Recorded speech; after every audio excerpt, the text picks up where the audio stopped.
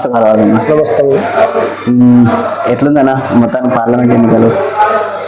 ఈసారి అయితే BJP party ఖచ్చితంగా కూడా నరేంద్ర మోడీ ఇమాన్యం మీద బీజేపీ పార్టీ ఖచ్చితంగా గెలుస్తుంది. పక్క ఎన్ని సీట్లు వస్తాయన్నా? మా లక్ష్యం 17, కానీ మేము 10 నుంచి 12 అయితే 100% ఈ తెలంగాణ రాష్ట్రంలో 10 నుంచి 12 సీట్లు. మీరు అంత ధీమా ఎట్లా వ్యక్తం చేయగలుగుతున్నారు? గతంలో అంటే 2019లో కూడా ఇక్కడ ఎలక్షన్ జరిగిన మహబూబ్నగర్లో, అప్పుడు తెలంగాణలో 4 సీట్లు వచ్చినాయి. మహబూబ్నగర్లో టీఆర్ఎస్ పార్టీ బీజేపీ పార్టీ మధ్యన జరిగింది. ఆ రోజు 1,00,000 ఓట్ల చిల్లరతోనే ఓడిపోవడం జరిగింది. టీఆర్ఎస్ పార్టీ 1,00,000 ఓట్ల మెజార్టీతోనే గెలిచింది. అంటే అప్పుడు ఉన్న పరిస్థితికి ఇప్పుడున్న పరిస్థితికి బీజేపీ పార్టీలో నరేంద్ర మోడీ గారు ఈ దేశ రాజకీయంలో దేశాన్ని కింది స్థాయిలో ఉన్న 11వ స్థానంలో తీసుకొచ్చి ప్రపంచంలో 6వ స్థానానికి తీసుకొచ్చిన మేధావి పెద్ద మనిషి కాబట్టి భారతదేశ ప్రధాని నరేంద్ర మోడీ గారు 6వ స్థానానికి తీసుకొచ్చిండు.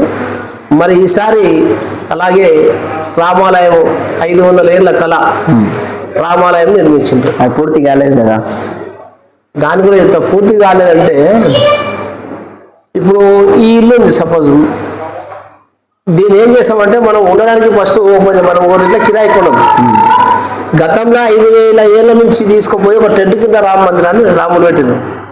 మరి ఇంకా ఎన్ని దినాలు పెట్టాలని చెప్పి చేస్తే, మరి ఆ గుడికి గవర్నమెంట్ నుంచి ఎవరు కూడా డబ్బులు తీసుకోలేదు, అంతా దాతలు ఇచ్చిన పైసలే. మరి డొనేట్ కావాలంటే గుడిలో మనం రాములు నిలబెడితే దాతలు చాలా మంది కూడా డబ్బులు ఎక్కువ ఇస్తారని చెప్పి, ఉదాహరణకు మన ప్రభాస్ హీరో ఆ రోజు ఒక్కరోజు అన్నదాన ఖర్చు 50 కోట్లు. అంటే అటువంటి దాతలు వస్తారు, దాతలు వస్తేనే గుడి తయారవుతుంది. మరి వేరే దాంట్లకు మన దేశంలో హిందువుల పైసలు తీసుకుపోయి ఖర్చు పెట్టింది, కానీ ఇక్కడ కూడా ఒక గుడికి వెళ్ళి గవర్నమెంట్కి వెళ్ళి డబ్బు తీసుకోకుండా రామాలయం నిర్మించిన చరిత్ర నరేంద్ర మోడీ గారు.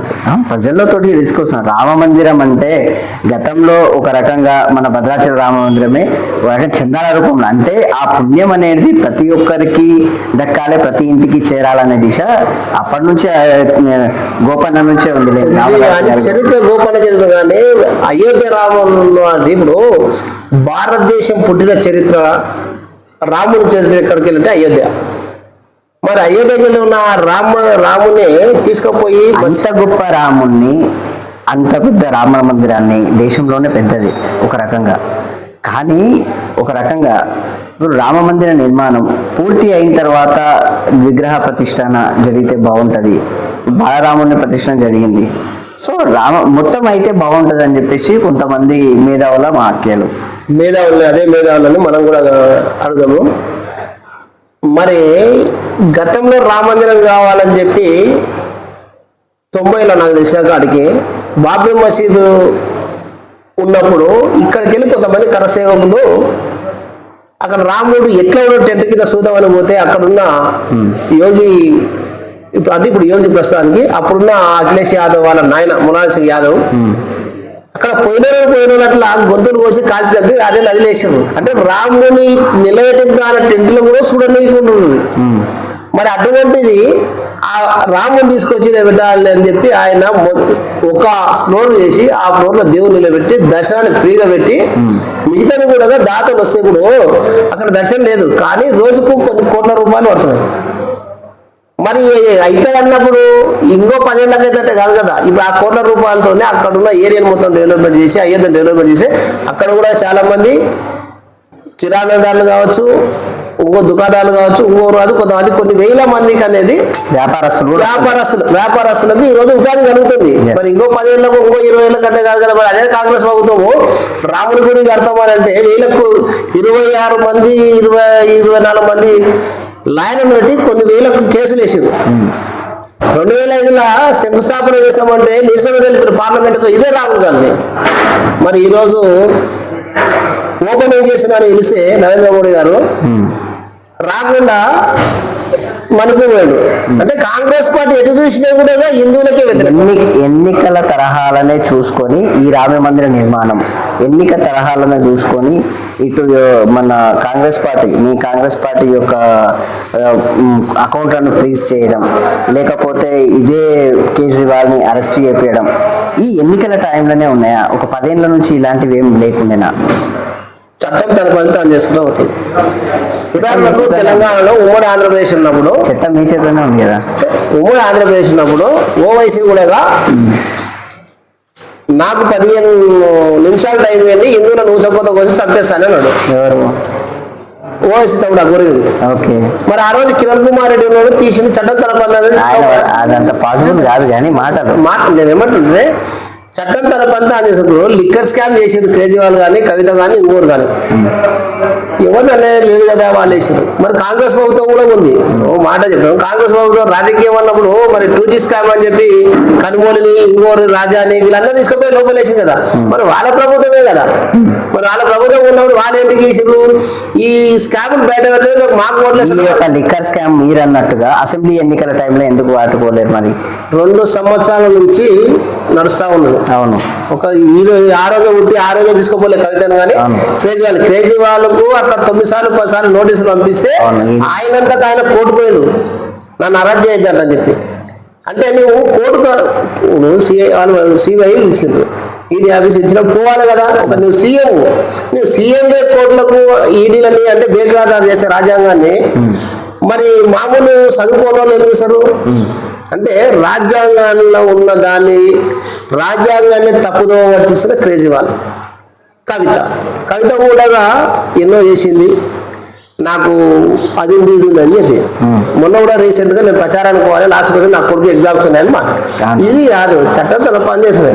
నువ్వు నిజంగానే న్యాయంగా ఉంటే న్యాయంగా పోరాడు, దాంట్లో తప్పులేదు. ఎవరైనా సరే, నేనైనా సరే, ఎవరైనా సరే న్యాయం మనం అయిపోతే మన లాయర్లు ఉంటారు, వాళ్ళు ఖచ్చితంగా వాదిస్తాకు వస్తారు. న్యాయం కూడా నువ్వు నిజంగానే ఆనుమతిలాగా బయటకు వస్తావు, లేకపోతే లోపల. బీఆర్ఎస్ బీజేపీ ఒకటి కాదంటారు అయితే? బీఆర్ఎస్ బీజేపీ అని ఒకటి అని చెప్పి ఏమో కాంగ్రెస్ అని అంటారు, టీఆర్ఎస్ అని ఏమంటారు, బీఆర్ఎస్ అంటారు, కాంగ్రెస్ బీజేపీ ఒకటి అంటారు. బయట టాక్ కూడా అదే. నేనేమంటారు, ఈ 2 పార్టీలు ఈయన చెప్తున్నాం కాబట్టి ఆ 2 పార్టీలే మనం ప్రచారం చేసి ఐపీ చేసే పార్టీలే. బీఆర్ఎస్ బీజేపీ ఒకటి కాకపోతే గత కేసీఆర్ గత ముఖ్యమంత్రి చేసిన స్కామ్లన్నీ మీరు వేలెత్తి చూపించడమే తప్ప యాక్షన్ తీసుకున్న తరహాలు ఎక్కడ కనిపించలేదు. ఈడీ, సిబిఐ, ఐటీ అన్నీ మీ పరిధిలోనే ఉన్నాయి, మీ వజ్రాయుధాలు ఒక రకంగా. ఎందుకంటే గవర్నమెంట్ అనేది ప్రజల కోసమే, ప్రజలకు తరహాలనే మాట్లాడినా అని వీటిని ఎప్పుడు మీరు ఉపయోగించలేదు. ఒకసారి చెప్తానండి, బండి సంజయ్ గారు రాష్ట్ర అధ్యక్షులు, ఆయన పదే ఇప్పుడు కవితని మేము జైలుకి తీసుకుపోతాను చెప్పి. అవును, జైలుకు తీసుకుపోయారు. అంటే ఆయన ఆధారాలు మీ బండి సంజయ్ని లోపలేసారు. బండి సంజయ్ ఎందుకు లోపలేసారు? ఆయన దీక్ష చేస్తా అంటే ఆఫీసు దీక్ష అయితే జైలు వేసారు. కేసీఆర్ తీసుకొని జైలు వేసారు. కానీ మనం పూర్తి ఆధారాలతో కావాలని చెప్పి పూర్తి ఆధారాలు వచ్చిన తర్వాతనే ఒక వ్యక్తి అప్రూవల్ మారినాకనే ఆమె మీద ఛార్జ్ షీట్ ఫైల్ చేశారు. అంతవరకు ఇక్కడ కూడా ఆమె నేను చెప్పి మీరు ఇందులో ఒక మెంబర్ అని చెప్పారు, కానీ మొత్తం ఆధారాలు తీసుకొని ఆమెను జైలు తీసుకొని పోయారు. కేజ్రీవాల్ కూడా సొసైటీ అనేది ఆయన ఉన్నాడు, ఆయన ముఖ్యమంత్రి, ఆయన తీసుకుపోయి అంటే సంవత్సరాలు అయిపోయింది, 6 నెలలు కాదు సంవత్సరాలు అయిపోయింది. మరి సొసైటీని తీసుకుపోయి జైలు పోయినప్పుడు కేజ్రీవాల్ ఏం చేసిండు? మరి కేజ్రీవాల్ చెప్పొచ్చు కదా, అట్టేటైతే మేమంతా నీతిమంతులము, మరి మా డిప్యూటీ సీఎం ఎట్లేస్తారని చెప్పి ఎందుకు మాట్లాడలేదు సొసైటీ మీద? అంటే ఎక్కడో ఒక మూలలో వీళ్ళు తప్పు చేశారు, అది క్లియర్. కాబట్టి వాళ్ళు చూసుకుంటారు. నిజంగా వాళ్ళకి లేదంటే వాళ్ళకి కోర్టు ఉంది, చట్టం ఉంది, లాయర్లు ఉంటారు. ఒక మాట, ఇప్పుడు మీరు బండి సంజయ్ సార్ పేరు చెప్పారు కాబట్టి, బండి సంజయ్ సార్ అధ్యక్షత పదవి చేపట్టిన తర్వాత బీజేపీ పార్టీ 88% ఉన్నది, ఓన్లీ 8% ఉన్నది. రేటింగ్ ఒకటేసారి 89%, అంటే బీఆర్ఎస్ పార్టీకి తగ్గ పోరును చూపించింది. జిహెచ్ఎంసీ పరిధిలో ఎమ్మెల్సీలను, ఎమ్మెల్యేలను దుబ్బాక కావచ్చు, హుజరాబాద్ కావచ్చు, మునుగోడు కావచ్చు. మునుగోడు అయితే తగ్గపోరు, ఒక స్టేట్ కమిటీ మొత్తం అక్కడ పోయి పార్టిసిపేట్ చేసినా కానీ ఒక 10,000 మెజారిటీ వచ్చింది అక్కడ. సో అంత లెవెల్ చూపించిన ఒక బండి సంజయ్ని మీరు తీసేయగలడానికి కారణం ఏంటి అసలు? ఎట్లా అంటే ఈ పార్టీలో ఒక సిస్టమ్ ఉంటుంది, ఎవరినైనా సరే 2 నెలలు చేయాలి పదవి, 2 సంవత్సరాలు, 2 సంవత్సరాల కంటే ముందు తీయచ్చు, 2 సంవత్సరాలు 1 నెల తర్వాత దిగొచ్చు. కాలం ఆయన పూర్తయింది. పదవికాలం అయిపోయింది. ఆయన 10 కాలం పూర్తయింది. నడ్డా సార్ది ఇప్పుడు అయిపోయింది, మరి అలాగే ఎందుకు కొనసాగిస్తున్నారు? ఏమంటారంటే రాష్ట్రానికి వచ్చే వరకు ఒక రూల్ ఉంటుంది, దేశానికి వచ్చే వరకు ఒక రూల్ ఉంటుంది, ఊరికి పోయే వరకు ఒక రూల్ ఉంటుంది, మండల ప్రాజెక్ట్ పోయే వరకు ఒక రూల్ ఉంటుంది. మీ బండి సంజయ్ సారు అధ్యక్ష పదవిలో ఉన్నప్పుడు ఆయన బీసీ కాబట్టి ఆయన తీసేసారని అంటారు. బీసీ కాబట్టి తీసేసినట్టు బీసీ ముఖ్యమంత్రి చేయమని చెప్పారు కదా. చలో బీసీ అని తీసేసి అనుకుందాం, మరి బీసీ ముఖ్యమంత్రి ఎట్లా ప్రకటిస్తారు? బీసీని తీసేసిన తర్వాత మీరు బీసీ ముఖ్యమంత్రిని చేసిస్తారని గ్యారెంటీ? ఇది ఒక పదవి ఆయన కాలం అయిపోయింది కాబట్టి కిషన్ రెడ్డికి ఇచ్చారు. ఓపెన్ గా చెప్పండి. ఓపెన్ బలవర్ధన్ గారు ఒక మాట ఓపెన్ గా ఉన్న పరిస్థితి ఏంటంటే బండి సంజయ్ సార్ని తీసిన తర్వాత బీజేపీ స్థాయి ఆ యొక్క రేటింగ్ పడిపోయింది. ఇది మీ కార్యకర్తల్లో ఉన్న మాట కూడా. ఓటింగ్ కూడా మొత్తం చిరిపోయింది, ఇది వాస్తవం కావునా కాదా? అయితే ఒకటినండి, బండి సంజయ్ ఉన్నప్పుడు అయితే ఎలక్షన్ రాలేదు, బై ఎలక్షన్ రావచ్చు, బై ఎలక్షన్ లో 1-2 గెలవచ్చు. ఒకటి ఫస్ట్ రాజా సింగ్, తర్వాత 2 గెలిచి 3 అయినాయి, అంటే 6-6. కానీ ఈ ఎలక్షన్ ఇప్పుడు జరిగిన ఎలక్షన్ లా మరి ఎన్ని సీట్లు వచ్చినాయి అంటే రేటింగ్ పెరిగినట్లా తగ్గినట్లా? రేటింగ్ పెరగడం కదా సార్. ఒక నిమిషం అందరూ కలిసి పోరాడటం వేరు, ఆడ బైపోల్లో మొత్తం రాష్ట్ర కమిటీ మొత్తం అక్కడ చూపిస్తుంది. అవును, 2 గెలిచి మునుగోడు కాంగ్రెస్ పార్టీ కంచుకోట, ఇది వాస్తవం. కాంగ్రెస్ పార్టీ అసలు ఆడ నామరూపాలు లేకుండా వేసింది, ఇది వాస్తవం. మరి బీజేపీ పార్టీ ఆ రేంజ్ లో ఉన్నది కదా. అట్లంటే ఇంకోటి చెప్తాను మీకు ఉదాహరణ. హుజూరాబాద్ ఈటల రాజేందర్ నిలబడ్డాడు బీజేపీకి వెళ్ళి, కాంగ్రెస్కి వెళ్ళి వెంకట్ బల్మూర్ ఎక్కడ నిలబడ్డాడు, అవును. టీఆర్ఎస్కి వెళ్ళి బీఆర్ఎస్కి వెళ్ళి కౌశిక్ రెడ్డి నిలబడ్డాడు. అవునవును. అంతకుముందుకు 63,000 ఓట్లు వచ్చినాయి కాంగ్రెస్ కు, మరి 3,000 ఎందుకు వచ్చినాయి బై ఎలక్షన్ లా? ఒక మాట అక్కడ మీరన్నట్టుగా వాస్తవానికి ఆయన మీద సింపతి వల్ల ఓట్లు పడ్డాయని చెప్పేసి అంటారు. కానీ అధ్యక్షత పదవిలో ఉన్నారు ఎవరు? బండి సంజయ్. మరి బండి సంజయ్ పగ్గాలు పట్టుకున్నందుకే అయింది కదా అది. ఏది అక్కడ ఆయన గెలవడం. అవును, గెలిచింది కదా, నేను కాదనట్లేదు కదా, గెలిపించింది కూడా బండి సంజయ్ సార్ అంటున్నారు. ఓటు బ్యాంక్ ఎక్కడ మీరేమన్నారంటే బండి సంజయ్ దిగిపోయినాక ఓటు బ్యాంక్ తగ్గిందని మీరు అంటారు. ఏమంటారంటే ఓటు బ్యాంకింగ్ కాదు, మీ యొక్క కార్యకర్తల లోపల కూడా అవిశ్వాసం ఏర్పడ్డది. ఒక్కొక్కరి అభిప్రాయం ఒక లాగా ఉంటుంది, కానీ అధిష్టానం అభిప్రాయం అధిష్టానమే ఉంటుంది. నేను మామూలు అధిష్టానం ఏందో నేను సామాన్య కార్యకర్తని, పార్లమెంట్ నేను స్పోక్ పర్సన్. ఓకే, ఈ ఎలక్షన్ అయిపోయినాక అధిష్టానం నన్ను తీసేసినా నేనేం చేయలేను. అధిష్టానం మీద ఆధారపడ్డది తప్ప ఇది ప్రాంతీయ పార్టీ, అది జాతీయ పార్టీ. ఏంటికి తీసేస్తారు? అరే అట్లా ఇప్పుడు నాకు పార్టీ ఇప్పుడు ఈ ఎలక్షన్ కొరకు ఇచ్చిండ్రు, కంటిన్యూ చేస్తారని గ్యారెంటీ లేదు కదా. ఎలక్షన్ అయిపోయిందంటే నువ్వు కాదంటే కాదు. అంటే పార్టీలో ఏముంటదంటే ఎవరు వర్త ఏముందనే చూస్తారు. ఈయన వర్త బాగుంది కాబట్టి ఇప్పుడు ఇది అయిపోయిన తర్వాత నన్ను నిజంగానే మళ్ళీ ఇప్పుడు అంటే ఇప్పుడు నేను పూర ఏది పార్లమెంట్ అంటే 7 కాన్స్టిట్యూన్సీలకు ఇప్పుడు రేపు మహబూబ్నగర్ పార్లమెంట్ మహబూబ్నగర్ కాడికి వేసుకోవచ్చు, అంటే జిల్లా స్పోక్ పర్సన్ చేయొచ్చు. 7 కాన్స్టిట్యూన్సీలకు తీయరు కదా నన్ను. అంటే ఒక్కొక్కరు system Bharatiya Janata party system ఎట్లుంటే అట్లనే ఫాలో అవుతారు. కాంగ్రెస్ లాగా ఫాలో కావడం, టీఆర్ఎస్ లాగా ఫాలో కావడం అనేది లేదు. టీఆర్ఎస్ అంటే నియంత పాలన, కాంగ్రెస్ కూడా రేవంత్ రెడ్డి వచ్చి నేను సూర్యుడు తిరిగినట్టే పోతే 3,000 ఓట్లు వచ్చినాయి. మరి అట్లా కాదు కదా. ఇప్పుడు ఇక్కడ కూడా వాళ్ళు గెలవలే, కాంగ్రెస్ బై ఎలక్షన్ గెలిచినా గెలవలే.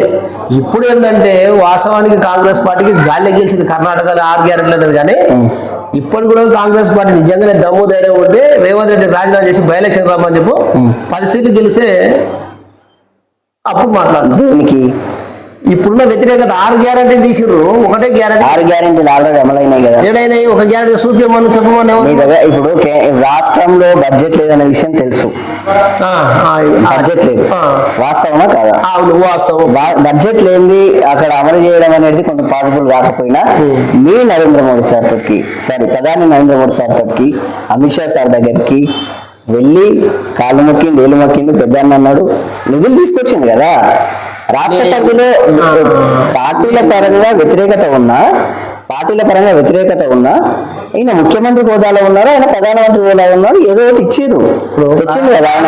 దానిపోతే ప్రధానమంత్రి నీకేమి ఇచ్చిండు, ఎన్ఆర్జీఎస్ కింద కొన్ని ఫండ్స్ ఇచ్చింది. కానీ మీరు అన్నది రేవంత్ రెడ్డి 6 గ్యారెంటీలు అమలు చేసింటే 6 గ్యారెంటీ అమలు లో బడ్జెట్ అన్నప్పుడు నీకు ఆ లో బడ్జెట్ నన్ను తెలిసి కూడా నువ్వు ఎట్లా గ్యారెంటీలు ఇస్తా చెప్పినావు?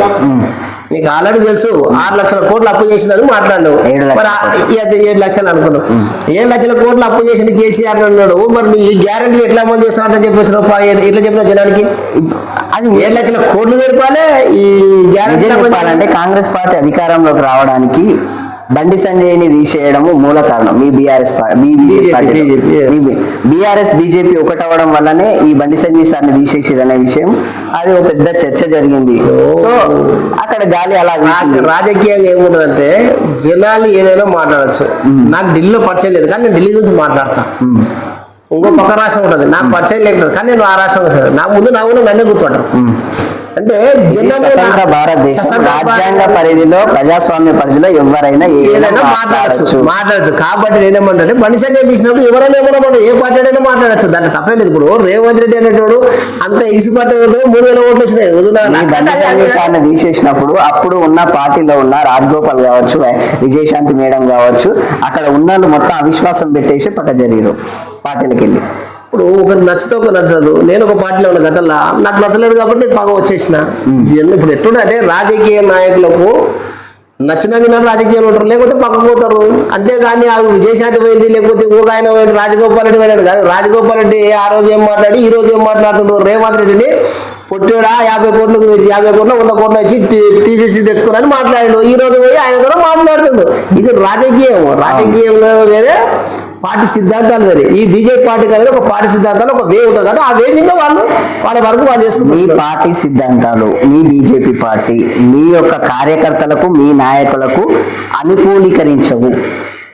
ఎందుకు వస్తాయి? అనుకూలించే వారికి రఘునందన్ సారు కేసీఆర్ చేసిన స్కామ్ల మీద ఓఆర్ఆర్ స్కామ్ కావచ్చు, 111 జియో స్కామ్ కావచ్చు, లేకపోతే ఇతర చాలా స్కామ్లు ఉన్నాయని ఆ స్కామ్లన్నిట్ల మీద ఇదే నిరంజన్ రెడ్డి వ్యవసాయ శాఖ మంత్రి ఆయన మీద కూడా కేసు వేసిండు. అంటే ఆయన 150 ఎకరాల మీద ఎవరు రఘునందన్ సార్ కొట్లాడిండు.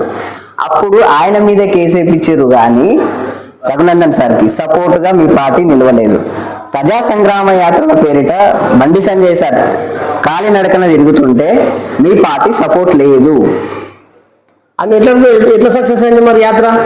ఆయన మరి ఎందుకు సపోర్ట్ ఎందుకు లేకున్నారు మీరు ఎట్లా అంటే ఇప్పుడు నేను ఒకటి చెప్తా. నేను గతంలో కూడా ఒక పార్టీలో ఉన్నా. ఆ పార్టీలో ఉన్నా కూడా ఈ జడ్చల కాన్సెన్సీ యాత్ర చేస్తున్నాను. మరి అట్లా ఆ పార్టీ మీ బండి సంజయ్ సార్ మీ జడ్చలకు వస్తుంటే అవన్నీ ఉట్టి మాటలు. ఇప్పుడు నేను ఇంతకుముందు అందరు లోకులు కాకులు ఎవరైనా మాటలు స్వేచ్ఛ ఉంది. స్వేచ్ఛ ఉంది. ఇంకోటి ఈ భారతదేశంలో ఉన్నదే ఈ స్వేచ్ఛ. వేరే దేశంలో మాట్లాడలేము. ఎట్లా ఒక్కొక్క ప్రధానమంత్రి మనం కామెంట్ చేయని పరిస్థితి ఉండాలి. ఆడ కామెంట్ చేయమని తీసుకొని చేస్తారు.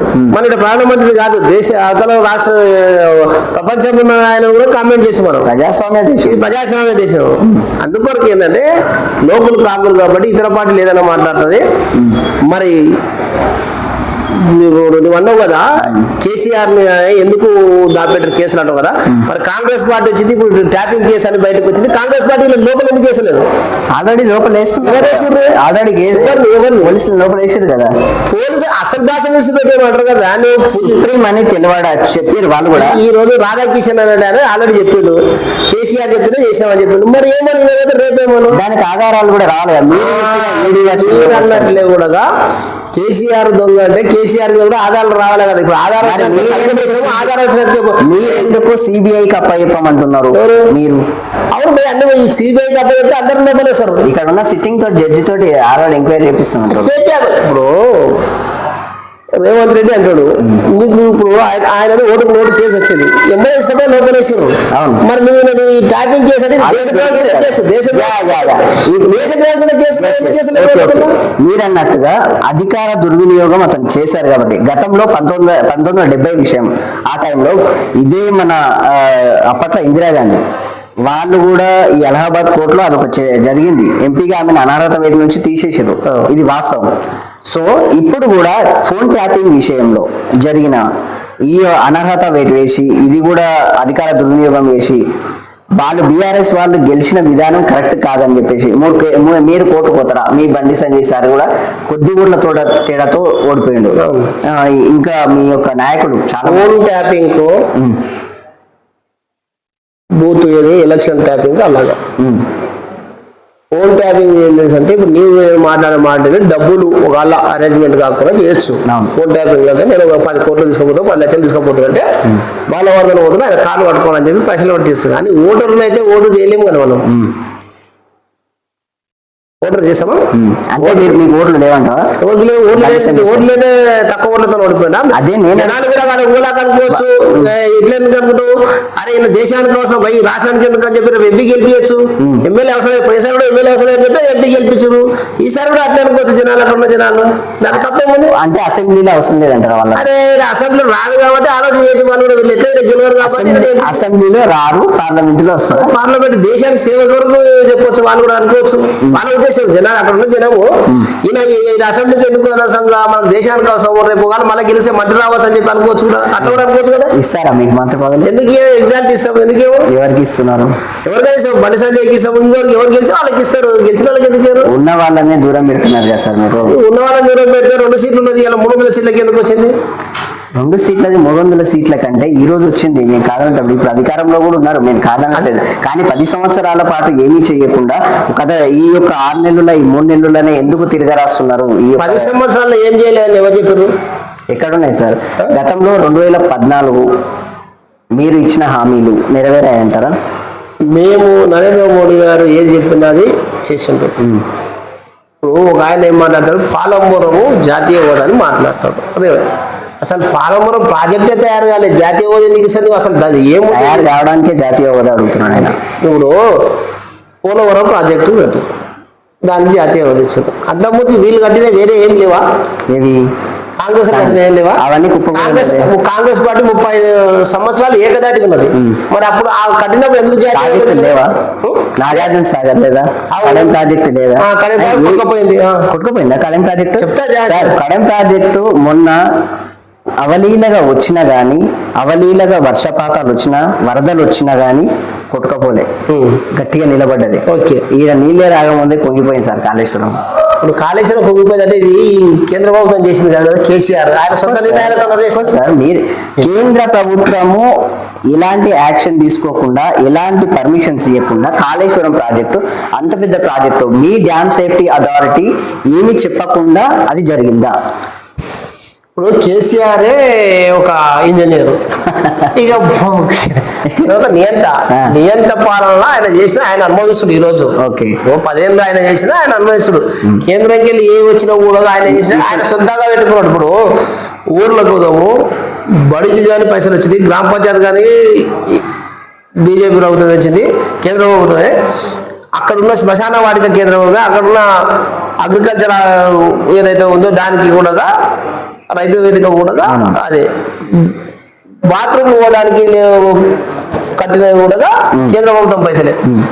మరి జనానికి ఫ్రీ బియ్యం ఇచ్చింది కూడా కేంద్ర ప్రభుత్వమే. ఇంకా చెప్పుకుంటే పోతే మస్తున్నాయి. కానీ నేనేమంటే ఇప్పుడున్న రోడ్లు మనం పోతున్నాం, రోడ్లు వేసింది కేంద్ర ప్రభుత్వమే. నీకు అన్ని అప్పటికున్న కాలానికి ఇప్పటికున్న కాలానికి మనం జడ్చోలకి వెళ్ళి నేను హైదరాబాద్ అంటే గంట సేపట్లో పోతున్నా, గంటలో పోవాలంటే 3 గంటలు 2 గంటలన్నర పడుతున్నాం. ఇప్పుడు ఏ దిక్కు పోయినా కూడా గంటన్నరలో మనం పోతున్నాం, గంటన్నరలో 1 గంట మాట్లాడితే 4 గంటల జడ్చెల్లో మళ్ళీ రీచ్ అవుతున్నాం. అంటే చేసిన పనులు ఉన్నాయి. చేయకపోయి అంటే ఇప్పుడు 100 అన్నదాన్ని 90 అయినా 80 అయినా చేస్తుంది, 20 మిగిలిన దాంట్లో తప్పలేదు, ఎవరు కూడా ఏం చేయలేరు. కేసీఆర్ కూడా మస్తు ఇచ్చిండు. ఈ ఇచ్చిన హామీలు ఇచ్చిన మర్చిపోయి ఈయన హామీలు చెప్పిన ఆయన ఇచ్చిన హామీల గురించి చెప్పాడు, ఈయన హామీల గురించి చెప్తాడు. కేసీఆర్ ఇప్పుడు ఉన్న రేవంత్ రెడ్డి కూడా 6 గ్యారెంటీలు చేస్తున్నాడు. 6 గంటలు ఒకటే చేసిన 2 లక్షల రుణమాఫీ అంటే 2 లక్షల రుణమాఫీ ఎంతమంది తీసుకున్నారు? 10 సంవత్సరాల్లో 10 సంవత్సరాల్లో ఒక దశాబ్ద కాలంలో నరేంద్ర మోడీ సార్ ఇచ్చినవి కూడా. అప్పుడు పెట్రోల్ రేటు, డీజిల్ రేటు వచ్చేసి 71 రూపాయలు 76 రూపాయల వరకు ఉన్నది. అప్పుడు ముడిచమురు వచ్చేసి వాస్తవానికి ముడిచమురు 116 రూపాయల డాలర్లు వస్తుండే, 116 డాలర్ల లెక్కలో వస్తుండే ముడిచమురు. కానీ అప్పుడు 75, 76 రూపాయలకు 71 రూపాయకే వచ్చేది. ఇది వాస్తవం గత మన్మోహన్ సింగ్ కాలంలో. దాంతో పాటు ఇదే పెట్రోల్ రేటు ఇప్పుడు మనకు 83 డాలర్లకే వస్తుంది. కానీ ఇప్పుడు 110 రూపాయలు తక్కువ వచ్చినా ఎందుకు ఎక్కువ ఇస్తున్నారు? అప్పుడు ఎక్కువ వచ్చినా తక్కువ ఇచ్చింది కదా. చెప్తుంటా, ఇప్పుడున్న ప్రభుత్వాలు కాంగ్రెస్ ప్రభుత్వం క్వశ్చన్ చేస్తారు కదా, వీళ్ళు ఇప్పుడు ఏమో హామీలు మేము వస్తే ఇదే రేటుకి ఇస్తాం అని చెప్పి ఏమని చెప్పి పెట్రోల్ కానీ ఎగ్జాక్ట్లీ గ్యాస్ సిలిండర్ ధర అప్పుడు 460 రూపాయలు 410 రూపాయలు మాత్రమే ఉన్నది గ్యాస్ సిలిండర్ ధర. ఇప్పుడు 1160 రూపాయలు ఉంది. సో 500 రూపాయలు చేస్తుంటుంది కదా, చేసింది కదా, ఏడా ఎవరికి ఇచ్చిండ్రు? ఇప్పుడు చేస్తుంది కదా. ఇప్పుడు ఎలక్షన్ కోడ్ అమల్లో ఉంది సార్. కాదు, ఎలక్షన్ కోడ్ వచ్చింది నిన్న, నెల కింద వచ్చింటది ఎలక్షన్ కోడ్. అంతకు ముందుకు ఏమైంది నువ్వు చేసినాడు? అలా చేసింది కదా సార్. ఏడమ్మంది ఎవరికి తెలంగాణలో ఒక్కరినే చూపించమని నాకు 500లకు సిలిండర్ వచ్చిందని చెప్పి రాలేదంటారా? నేనేమన్నా ఒక్కరు చూపించమని తెలంగాణలో. నేను ఒక ఊరు జడ్చర్గా చెప్పినాను, తెలంగాణలో ఒక్కరు చూపించమన్నా. ఎన్నికెళ్ళి సరే ఇవన్నీ ఇచ్చిండు కదా, హామీలు ఇచ్చిన అమలు చేయమను. నీవేంటో మేము ఈయన లంక పెద్దలంటే వచ్చారంటే గురిలు అని మాట్లాడుతున్నాం. ఈయన ఏదో ఉంది ఏదో చేయటమని వచ్చినావు. మళ్ళీ నేనే 7 లక్షల కోట్ల అప్పు ఉంది టీఆర్ఎస్ ప్రభుత్వం చేసినట్లు. మరి ఇన్ని తెలిసి కూడా అవి ఇస్తాను. నేను ఒకటి అడుగుతా, ఇప్పుడు బీజేపీ పార్టీ ఎక్కడ కూడా ఉచిత పథకాలు ఇస్తామని చెప్పి ఎక్కడ కూడా చెప్పలే. కానీ కాంగ్రెస్ ప్రభుత్వం కావచ్చు, టీఆర్ఎస్ ప్రభుత్వం వీళ్ళు కావచ్చు ఉచిత పథకాలు. మరి ఉచిత పథకాలు ఇచ్చినప్పుడు ట్యాక్సీలు ఎందుకు వసూలు చేస్తున్నారు? ఇక్కడ మన కన్నా ట్యాక్సీలు ఆ ట్యాక్సీలు ఎందుకు? మీ కన్నా అంత ఉచిత పథకాలు వచ్చినప్పుడు ట్యాక్సీలు ఇంకెందుకు అసలు ఎందుకు వసూలు చేయకుండా? మీ సెంట్రల్ గవర్నమెంట్ కూడా మీ సెంట్రల్ గవర్నమెంట్ కూడా అక్కడ సెంట్రల్ గవర్నమెంట్ కూడా ట్యాక్స్ వసూలు చేసి ట్యాక్స్ ఇవ్వట్లేదా సెంట్రల్ గవర్నమెంట్ కదా? మేమేమంటున్నాము, మేము ఉచిత పథకాలు నిధులు ఇస్తున్నారా? మేము ఉచిత పథకాలు భారతదేశం నిధులు ఇస్తున్నాము, ప్రతి రాష్ట్రానికి ఇస్తున్నాము. ఎక్కడ తీసుకోవాలి? ఆర్టీఐ కింద వస్తుంది. వాళ్ళు చెప్పిన ఆర్టీఐ కిందనే కాంగ్రెస్ పార్టీ అమలు చేసిన ఆర్టీఐ కింద మీ నరేంద్ర మోడీ సారు మేము ఏమంటారు ఇప్పటి వరకే కోటీశ్వర్లను చేసినాం చాలా మందిని అని చెప్పేసి అన్నారు. ఇండ్లు కట్టించినాం అన్నారు. నాకు తెలిసి ఈ జడ్చర్ల మండలంలో కానీ జడ్చర్ల నియోజకవర్గంలో కానీ మహబూబ్నగర్ జిల్లాలో కానీ నాకు తెలిసి ఇండ్లు ఇక్కడ కనిపించలేదు. ఇప్పుడు డబుల్ బెడ్రూమ్ కట్టారా? డబుల్ బెడ్రూమ్ లో కేంద్ర వాట ఎంత అనేది ఒకసారి ఆర్టీఐ కింద తెలుసు. మరి వాళ్ళ పేర్లు ఎందుకు తీసుకున్నారు? అవి కూడా ప్రజలకు ఇవ్వలేదు అనుకుంటా. నేనేమంటున్నా, వాళ్ళు తప్పు చేసేదో మాకంటే కాదు కదా. ఇప్పుడు పింఛన్ ఇచ్చే పైసలకి కూడా కేంద్ర ప్రభుత్వం మాట, డబుల్ బెడ్రూమ్ లో కేంద్ర ప్రభుత్వం మాట, ఈ ముద్ర లోన్స్ అనేది కేంద్ర ప్రభుత్వమే. మైనార్టీలు ఇంకా లోన్లు తీసుకుంటారు, వాళ్ళకి ఎవరికి తెలియని లోన్లు కూడా ఇస్తున్నారు. ఇది వాస్తవమే సార్. మీరు డబ్బులు ఇచ్చిర్రు డబుల్ బెడ్రూమ్లకు అనేది ఇది వాస్తవం. ఇది వాస్తవం. కేంద్ర ప్రభుత్వం ఇచ్చిన డబ్బులు కూడా వాస్తవమే. ఆ డబ్బులను వీళ్ళు వాడుకొని పేదవాళ్ళకు కూడా ఇవ్వలేరు. ఇక్కడ ప్రభుత్వాలు మనకు భారతదేశంలో కేంద్రంలో మీరు అధికారంలో ఉన్నారు సార్, మీరు ఏదైనా చేయొచ్చు. 29 రాష్ట్రాలు ఉన్నాయి. అవును, 29 రాష్ట్రాల సమస్యలు తీర్చాలి, 29 రాష్ట్రాలకు న్యాయం చేయాలి. అవును. ఒక రాష్ట్రం మీద వచ్చి పంచాయతీ పెడితే కాదు కదా మనకు. మీరు ఏలే అంటే కాదు కదా.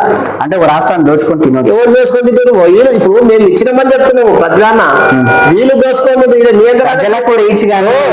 నియంత్రణలాగా కేసీఆర్ ఫీల్ అయ్యాడు.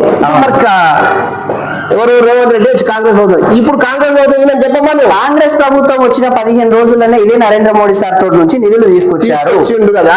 నేనేమన్నంటే బరాబర్ నేను తీసుకొచ్చిన చెప్పి రేవంత్ రెడ్డిని ఒక స్టేజ్ మీద చెప్పమను. బీజేపీ ప్రభుత్వమే బీజేపీ పైసలు ఇచ్చిందని చెప్పమను. అంతే చెప్పింది కదా.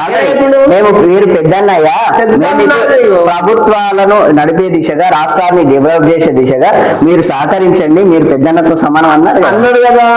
ఇప్పుడు అన్న అనేది వేరే సహకరించారు. అదే జనానికి చెప్పాలి, అరే బీజేపీ ప్రభుత్వం పైసలు ఇచ్చింది, ఈ చేద్దాం. ఇప్పుడు వచ్చిన గ్రామ పంచాయతీ కొంచెం పైసలు అవే వేరే దానికి కొంచెం పైసలు మనం చేస్తున్నది అంట. ఇప్పుడు కేంద్ర ప్రభుత్వంతో చేస్తున్నాం, మన స్టేట్ లో పైసలు లేవని చెప్పి ఒక స్టేజ్ మీద స్టేట్ లో లేవని చెప్పేసి ఆయన ఆల్రెడీ చెప్పారు. ఎవరికి? మేము అనాథలుగా ఉన్నామబ్బా. నేననేది అనాథలుగా ఉన్నా. నేను నీకు ఇప్పుడు అలా చెప్పినందుకే వాళ్ళు ఇచ్చారు. మనము ఇంటర్వ్యూలో మాట్లాడుతున్నాం, సపోజ్ ఇంటర్వ్యూలో చెప్తే కానీ లోపల ఇంట్లో పోయి బయట పోయి మనం మాట్లాడుకోవడానికి కాదు కదా. నేను కూడా మీరు వచ్చింది కాబట్టి నేను ఈ దచ్చలకి ఇది చేసిన ఇదని ఓపెన్ గా చెప్పాలి. ఆయన కూడా కేంద్ర ప్రభుత్వం నిధులు కావాలని అడిగిన అవే నిధులని నిజంగానే కేంద్ర ప్రభుత్వం అని చెప్పి పబ్లిక్ చెప్పమను. ఆల్రెడీ తెచ్చిన చెప్పమను. ఎన్ని కోట్లు తెచ్చింది కదా చెప్పలే, ఎక్కడ చెప్పలేదు. తీసుకోండి మీరు సార్. నిధులు తెచ్చిన విషయము ఆయన చెప్పిండు. మేము అలాగే మీకు సహకరిస్తాము, మీ పార్టీకి సహకరిస్తాం, సారీ పార్టీ కాదు మీ గవర్నమెంట్ సహకరిస్తాము. సో ఇదే విధంగా మమ్మల్ని కొంచెం తెలంగాణ అభివృద్ధి దిశలో మీరు ముందుకు తీసుకెళ్ళండి, మాకు కూడా ఈ మిగిలిన హామీలు కూడా నెరవేర్చండి అనే విధంగా ఆయన కూడా రిక్వెస్ట్ చేసిండు. సభాపర్వంగా 100 మంది ముందు కాదు, లక్షల మంది ముందు కూడా ఇప్పుడు గుజరాత్ మోడల్ లాగా చేయండి, వచ్చేది మీరే బాగా మాట్లాడు కూడా ఎప్పుడు ఆయన తప్పేముంది మరి. నిలబడుతున్నా ఆయన ఓటైనా ఫస్ట్ ఒప్పుకున్నాడు, రేవంత్ రెడ్డి ఓటైనా ఒప్పుకొని బీజేపీ పార్టీ మీరు కాబట్టి పెద్దగా లేకుండా మీరు గుజరాత్ మోడల్ చేయాలని చెప్పింది కూడా రేవంత్ రెడ్డి. మరి గుజరాత్ లో అందరికి మంత్రి పదవులు ఇచ్చేసి మరి తెలంగాణలో ఆంధ్రప్రదేశ్ లో ఎందుకు ఇవ్వరండి? ఎందుకు తెలంగాణ ఎవరికి ఇచ్చారు? ఒకరికి అయితే ఇచ్చారు, కిషన్ రెడ్డికి ఒకరికి ఇస్తారు. వినండి, ఎన్ని సీట్లు వచ్చినాయి? 4 సీట్లు గెలిచినాయి. ఏమన్నా నేను ఏమంటే గుజరాత్ తెలంగాణలో గెలిచిన 4 సీట్లు, ఒక మంత్రి పదవి ఇచ్చారు. ఆంధ్రలో కూడా గెలిచినాయి పర్యాటక శాఖ మంత్రి, ఏదో ఒక మంత్రి ఇచ్చారు. ఏదో ఒకటి మనిషికి ఏదో ఒక రకంగా సాయం కాదు, అది ఒక రకంగా సహాయం. అది అంటే మనం చెప్పే భాష ఇది, పల్లెటూరు భాష ఏంటంటే మనిషికి ఒక సాయం కావాలంటే ఒక రకంగా ఒకరు మన హక్కు అని నేనేమంటున్నా, మన హక్కుగా కాబట్టి ఏం చేసారు, 4 సీట్లు గెలిచారు కాబట్టి ఒక ఎంపీ ఇచ్చారు.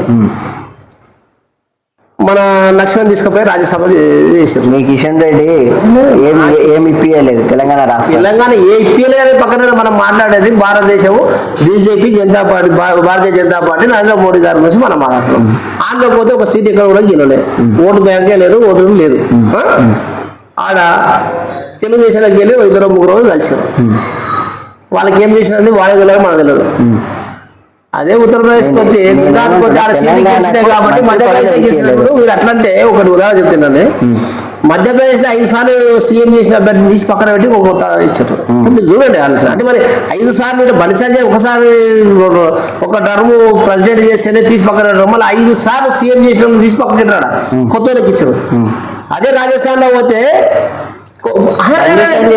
తీసేయడం వల్ల బీజేపీ పార్టీకి ఇబ్బంది అని మీరు అనుకుంటారు, కానీ మేము అనుకుంటలేము. 1 సీటుకి వెళ్ళి 8 సీట్లకు వచ్చినాయి మాది. మీరేమో అట్లా అనుకుంటారు, మేము ఇట్లా చెప్తున్నాం. 1 సీట్ ఉన్నది 8 సీట్లు అయినా. అంటే బండి సంజయ్ సార్ వల్ల మీకు ఏమంటారు ఇబ్బంది జరిగిందంట? మాకు ఇబ్బంది మేము అట్లే కదా, ఆయన ఇబ్బంది పెట్టిండు మంచి చేసి మేము అట్లేము. పార్టీ అధిష్టానం ప్రకారంగా ఆయన ఇప్పుడు ఆయన నడుచుకున్నాడు. పార్టీ అధిష్టానం ప్రకారంగా ఇక్కడ ఉన్న బీజేపీ కార్యకర్తలు కావచ్చు, బీజేపీ లీడర్లు కావచ్చు, భారతదేశంలో ఎవరైనా పార్టీ అనుసారంగా నడుచుకుంటారు. ఆయన కూడా నడుచుకున్నారు, అంతేగాని ఆయన కూడా ఎక్కడ లేదు నన్ను తీసేసిన్నారు, కిషన్ రెడ్డి గారు తీసేసి నన్ను చెప్పలేదు కదా. మొన్న జరిగిన పర్యాటక శాఖ మంత్రి మీ వాళ్ళు మొన్న జరిగిన ఇదే మేడారం జాతరకు దాదాపు 110 కోట్ల వరకు ఖర్చు అయింది. కానీ 2 కోట్ల ఇచ్చారు మీరు కేంద్ర ప్రభుత్వం. మేము జాతీయ హోదా ఇస్తే ఏమవుతుంది? దానికి కూడా మేడారంకి ఆసియాలోనే పెద్దది కదా. అవును, మరి ఇప్పిస్తే ఏమవుతుంది? మేము వచ్చి 10 ఏళ్ళు అయింది. 10 ఏళ్ళ నుంచి టిఆర్ఎస్ ప్రభుత్వం అడగలేదు, బాగుతుంది. అమ్మ అడగని ఇంటికి పోతే అమ్మని అన్నం పెట్టదు. కాంగ్రెస్ ప్రభుత్వం ఏకదాటిగా 35 ఏళ్ళు ఉన్నది, తర్వాత మన్మోహన్ సింగ్ కాలంలో 10 ఏళ్ళు ఉన్నది. మరి అప్పుడు మోదీకి రాలేదా? Sir 1 second. అప్పుడు జాతీయ హోదా ఇచ్చేటంత ఖ్యాతి అక్కడ లేదు, అంత జరగలేదు అని చెప్పేసి వాళ్ళు అంటున్నారు. ఎందుకు ఇప్పుడు జరగందే అంత పెద్ద జాతర అయిందా మేడారం జాతర?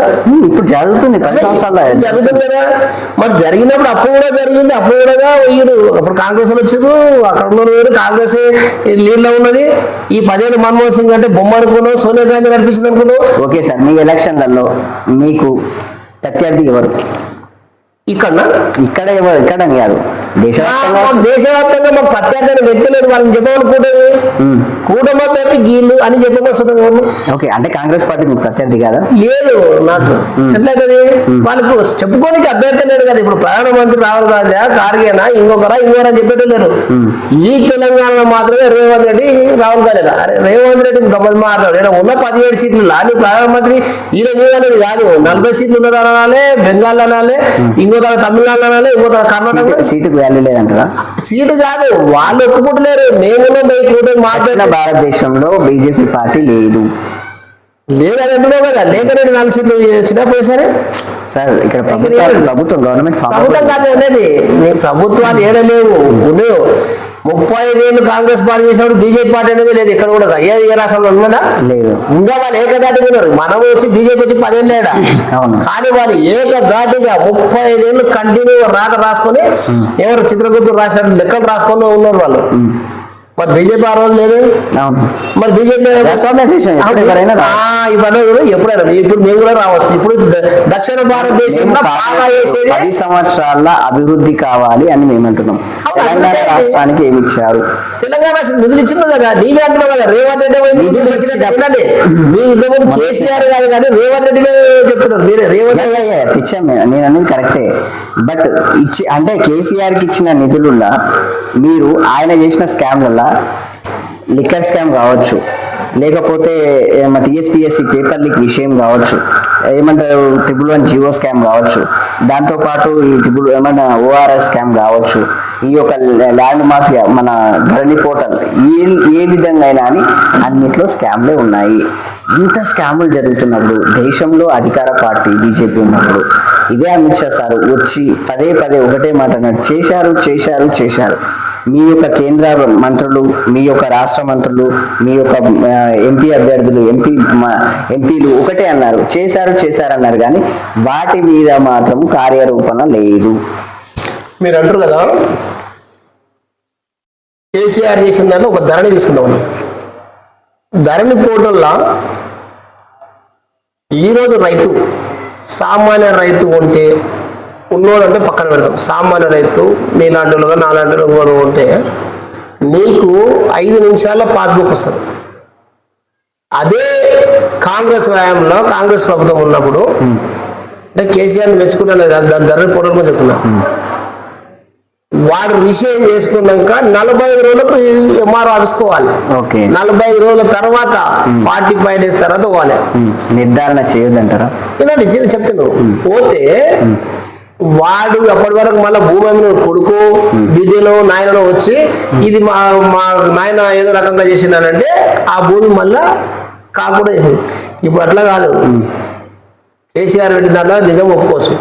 ఈ రోజు సామాన్య రైతులకైతే కేసీఆర్ మేలు చేసిన ధరణి పోర్టల్ పెట్టి సామాన్య రైతులకంటే నువ్వు 10 లక్షల రూపాయలు జమ చేసి కూడబెట్టి ఏమన్నా మీ నాయన ప్లాట్ బోర్డు సంపాదించి అది అమ్మి 1 ఎకరా భూమి కొంటే నీకు 5 నిమిషాల పాస్బుక్ వస్తుంది. 5 నిమిషాల పాస్బుక్ ఉంటుంది, కాకపోతే దాన్ని ఇంకా ఎవరున్నారనే విషయం తెలియదు.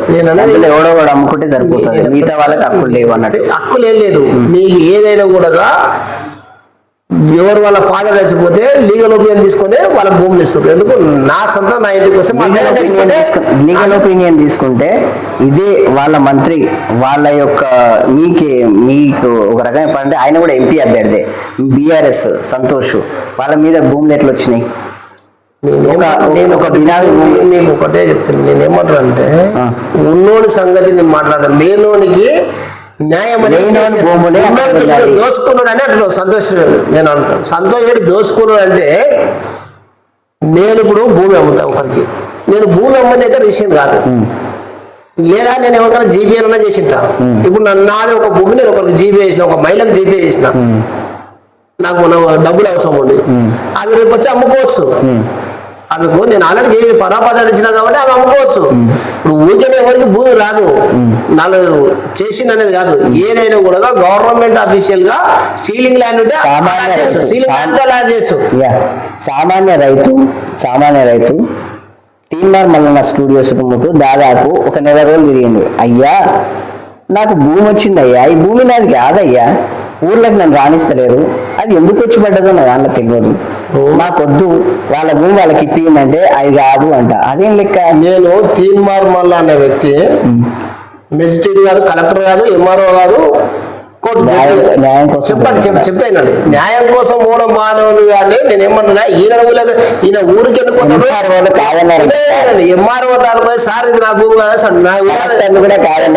నేను ఇక్కడ ఆలంపల్లి అని ఉంటది, ఇది మా మండల మా బామ్మరుదులు 2, నా సొంత బామ్మరుదులు అశోక్ రాజు, ఈజమ్ము రాజు, ఈజమ్ము అశోక్, 2కి భూములు వచ్చినాయి ధరలా. మేము నేనే డైరెక్ట్ మా భూమి మేము ఆల్రెడీ అమ్మినామని చెప్పి పాస్బుక్లు ఇచ్చేసేస్తే వాళ్ళు తీసేసారు. ఎవరికైతే ఫస్ట్ మేము అమ్మే వాళ్ళకి ఎక్కించారు. ఈయన వేసి ఆడ ఇస్తే ఎంఆర్ఓకి ఇస్తే ఎంఆర్ఓ కలెక్టర్ రాస్తాడు, కలెక్టర్ ఏం చేస్తాడు ఆ భూమి ఓన్లీ ఏదైతే పాత కొన్ని డాక్యుమెంట్ తీసుకొని పోతే మీరు దాన్ని సపోర్ట్ చేస్తున్నారు. నేను ఎగ్జాక్ట్ ధరని సపోర్ట్ చేస్తా. ధరలు ఎందుకంటే నేను చెప్తున్నా, నేనే 10 ఎకరాల భూమి వాపస్ ఇచ్చిన. కేసీఆర్ కూడా కొంత భూమి ఎక్కువ వచ్చిందంట. ఏమంటుందంటే ఒక్కొక్కరికి వస్తుంది. మా తమ్ముడు తిమ్మపూర్ ఉంటాడు, ఎందుకు వస్తుంది సార్? ఎవరి వరకు అది తప్పు తెలుసా? అక్కడున్న విఆర్ఓలు కానీ అక్కడున్న కంప్యూటర్ కొట్టేటోడు కానీ ఎందుకు నేను కూడా చెప్తా, నా పేరే బాలవర్ధన్ రెడ్డి పడ్డది. ఎంఆర్ఓ తప్ప అలా తప్ప బాలవర్ధన్ గౌడ్ పోయి బాలవర్ధన్ రెడ్డి పడ్డది. అంటే ఎవరైతే ఆడ కంప్యూటర్ చేస్తుండో వాడు తప్పులు కొట్టి జనాన్ని ఇబ్బంది పెట్టిన మాట వాస్తవం. ఓకే, మీ ధరణి పక్కన పెడితే ఎన్నికల తరహాలో మాట్లాడదాం. మీ బీజేపీ పార్టీకి ఎందుకు కొట్టేయాలి? బీజేపీ పార్టీ ఎందుకంటే కాంగ్రెస్ పార్టీ 30 సంవత్సరాలు ఏకదాటి ఉన్నది, 120 సంవత్సరాల చరిత్ర అనుకుంటారు, చెప్తారు. మా బీసీలకు కానీ హిందువులకు కానీ ఏం చేసిందో చెప్పమని కాంగ్రెస్. ఓకే, కాంగ్రెస్ పార్టీ 60 సార్లు రాజ్యాంగాన్ని సవరణ చేసింది. ఎక్కడ కూడా బీసీలకు రిజర్వేషన్ చేయలే, మహిళలకు రిజర్వేషన్ చేయలేదు, ఒక ఎంపీ సీట్ లేదు, ఒక ఎమ్మెల్యే సీట్ లేదు మా బీసీలకు. అలాగే మహిళలకు రిజర్వేషన్ లేదు. హిందువులకు ఎక్కడ కూడా లేకుండా మహిళలకు మీరు సపోర్టే చేయరు, మహిళలకు భద్రత లేదు. ఈ యొక్క బీజేపీ ప్రభుత్వం పబ్లిక్ అనుకుంటే కాదు కదా. ఇప్పుడు అవతల నాయకులు ఏముంటది, కాంగ్రెస్ లో కానీ టీఆర్ఎస్ లో కానీ అవతల పార్టీలకు ప్రతిపక్షం నేను ప్రతిపక్షంలో కూడా అదే మాట మాట్లాడతా. బిర్జు భూషణ్ అనే మీ ఎంపీ అభ్యర్థి, మీ ఎంపీ మన భారతదేశానికి గోల్డ్ మెడల్ తీసుకొచ్చిన కొంతమంది మహిళల పైన లైంగిక దాడులు చేసిండు మీ బిర్జు భూషణ్. అవి ఆరోపణలు వచ్చినాయి, దాని మీద కేసు కూడా నడుస్తుంది. మన భారతదేశ ఖ్యాతిని అవలీలగా పైకి తీసుకెళ్లి మనకు గోల్డ్ మెడల్ తీసుకొస్తున్నారు వాళ్ళు. అలాంటి వేళ్ళను కూడా ఇలా చేయడం. దాంతో పాటు వన్ సెకండ్ సార్, రామ మందిర నిర్మాణంలో, రామ మందిర విగ్రహ ప్రతిష్టాపనలో ఒక రకంగా, దాంతోపాటు పార్లమెంటు కొత్తగా పార్లమెంటు రాష్ట్రపతికి ఆహ్వానం లేదు.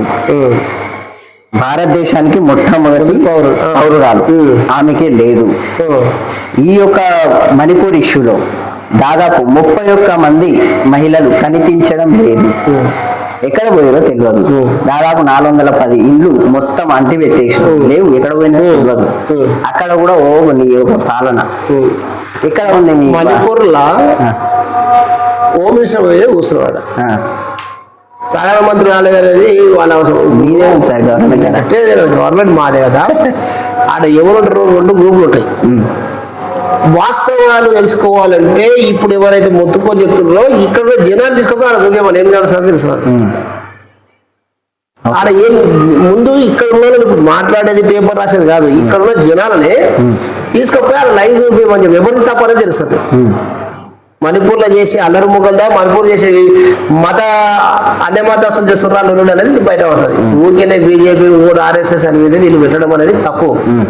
వాళ్ళు చేసే అరాచకాలే వాళ్ళే చేస్తున్నారు. ఒక్కసారి స్పందించలేదు, ఒక్కసారి కూడా మాట్లాడలేదు. ఆల్రెడీ ఎవరు హోమ్ మినిస్టర్ కూర్చున్నారు, ప్రధానమంత్రి ఎందుకు మాట్లాడతాడు? ఏమవసరం ప్రధానమంత్రి? ఇప్పుడు ఆల్రెడీ హోమ్ మినిస్టర్ కూర్చున్నాడా, ఇక ప్రధానమంత్రి ఎందుకు అవసరం? అయినా ఏమంటారు ఇప్పటికి మణిపూర్ లో ఎలక్షన్ తరహాలు అట్లే జరుగుతున్నాయి ఇష్యూ. అవును, నేనేమంటున్నా, ఆడ వీళ్ళు అన్ని మతస్థులు చేసే పంచాయతీ అది నడుస్తుంది. అంతెందుకు తెలంగాణలో అదేది ఒకటి ఉన్నది కదా, ఏదో దాని పేరు వస్తలేదు. మరి ఆడ మరి బైసలో వేసినప్పుడు మరి అది ఎందుకో మాట్లాడలేదు కాంగ్రెస్ ప్రభుత్వం కానీ ఇంకోటి కానీ. ఏం జరిగింది బైంసాలో? మరి బైసా ముస్లింస్ అంతా కలిసి హిందువులను లొల్లి పెట్టి చేసినప్పుడు అది ఎందుకు మాట్లాడలేదు? హిందువులనంటే ఒక పిల్లోని అలా ఇబ్బంది పెట్టడం కూడా కరెక్ట్ కాదేమో. ఏమంటే ఎక్కడ పోతే భారతదేశం ఏమంటే కాంగ్రెస్ పార్టీ హిందువులని 2వ పౌరులు ఆలోచన చేసింది. మొదటి పౌరులు కాదు, ఇది బాగుంది. ఎందుకంటే క్రైస్తవులకు దేశాలు ఉన్నాయి, 120 దేశాలు ఉన్నాయి, ముస్లింస్కి దేశాలు ఉన్నాయి. అరే ప్రపంచంలో ఉన్న దేశం ఒకటే భారతదేశం. అవును, ఈ యొక్క భారతదేశంలో భారతీయుడు హిందువులు అంటే హిందూ కాదని పంచాయతీ చేస్తున్నారు. ఎందుకు హిందూ దేశం? హిందువు కాదు అని ఎవరు అనలేరు. మనది లౌకికత్వ భారతదేశము. అవును, మన దగ్గర కులాలు ఉన్నాయి, మతాలు ఉన్నాయి, అందరూ కలిసి బతుకుతున్నాము. ముస్లింలందరూ ఉగ్రవాదులు కాదు, పాకిస్తాన్ లో ఉన్న ముస్లింలు మొత్తం కూడా ఉగ్రవాదులు కాదు, అక్కడ కూడా వాళ్ళు పుణ్యాలు చేసుకొని బతికేటారు, కొంతమంది మాత్రమే ఉన్నారేమో. కానీ ఇక్కడ ఉన్న ముస్లింలకు మీరు వ్యతిరేకత ఎందుకు చూపిస్తారు? మేము ముస్లింలకు వ్యతిరేకత అని మా అంటలేము, బాగా గుర్తుపెట్టుకోండి. మాది హిందూ రిజర్వేషన్ మాది ఎవరంటారు రిజర్వేషన్ చేసేసి? అమిత్ షా సార్ అన్నాడు కదా, ఎవరు చెప్పారు? 5 మంది కేసేసి లోపలేసారు. రేవంత్ రెడ్డి కూడా మా 2 రోజుల ఈ ఎలక్షన్ తర్వాత ఆయన కూడా జైలు పోతారు ఖచ్చితంగా. అవునవును, మొన్న మీరు ఆల్రెడీ ఒక మాట ఆల్రెడీ అమిత్ షా సారు ఇంతకు ముందే చెప్పిండు, మీ 3% వర్షన్ లో ఒక రకంగా మిమ్మల్ని మీ ముస్లిం రిజర్వేషన్ తీసేస్తాం అని చెప్పేసి. అవును, ముస్లిం రిజర్వేషన్ ఇచ్చారు కాంగ్రెస్ ప్రభుత్వం. ఎవరి దాంట్లోకి గెలిచినావు? నువ్వు బీసీలకి గెలిచినావు. నువ్వు ముస్లిం సపరేట్ బీసీలకి ఎందుకు చేసినావు? 5-6 రాష్ట్రాలు చూపిస్తా. ఉదాహరణ కర్ణాటక ఉండొచ్చు, కేరళ ఉండొచ్చు, తెలంగాణ కూడా ఉండొచ్చు. ముస్లింలకు హక్కు లేదా? స్వతంత్ర అంటున్నావు కదా, ముస్లింలకు హక్కు లేదా అని అంటున్నావు కదా.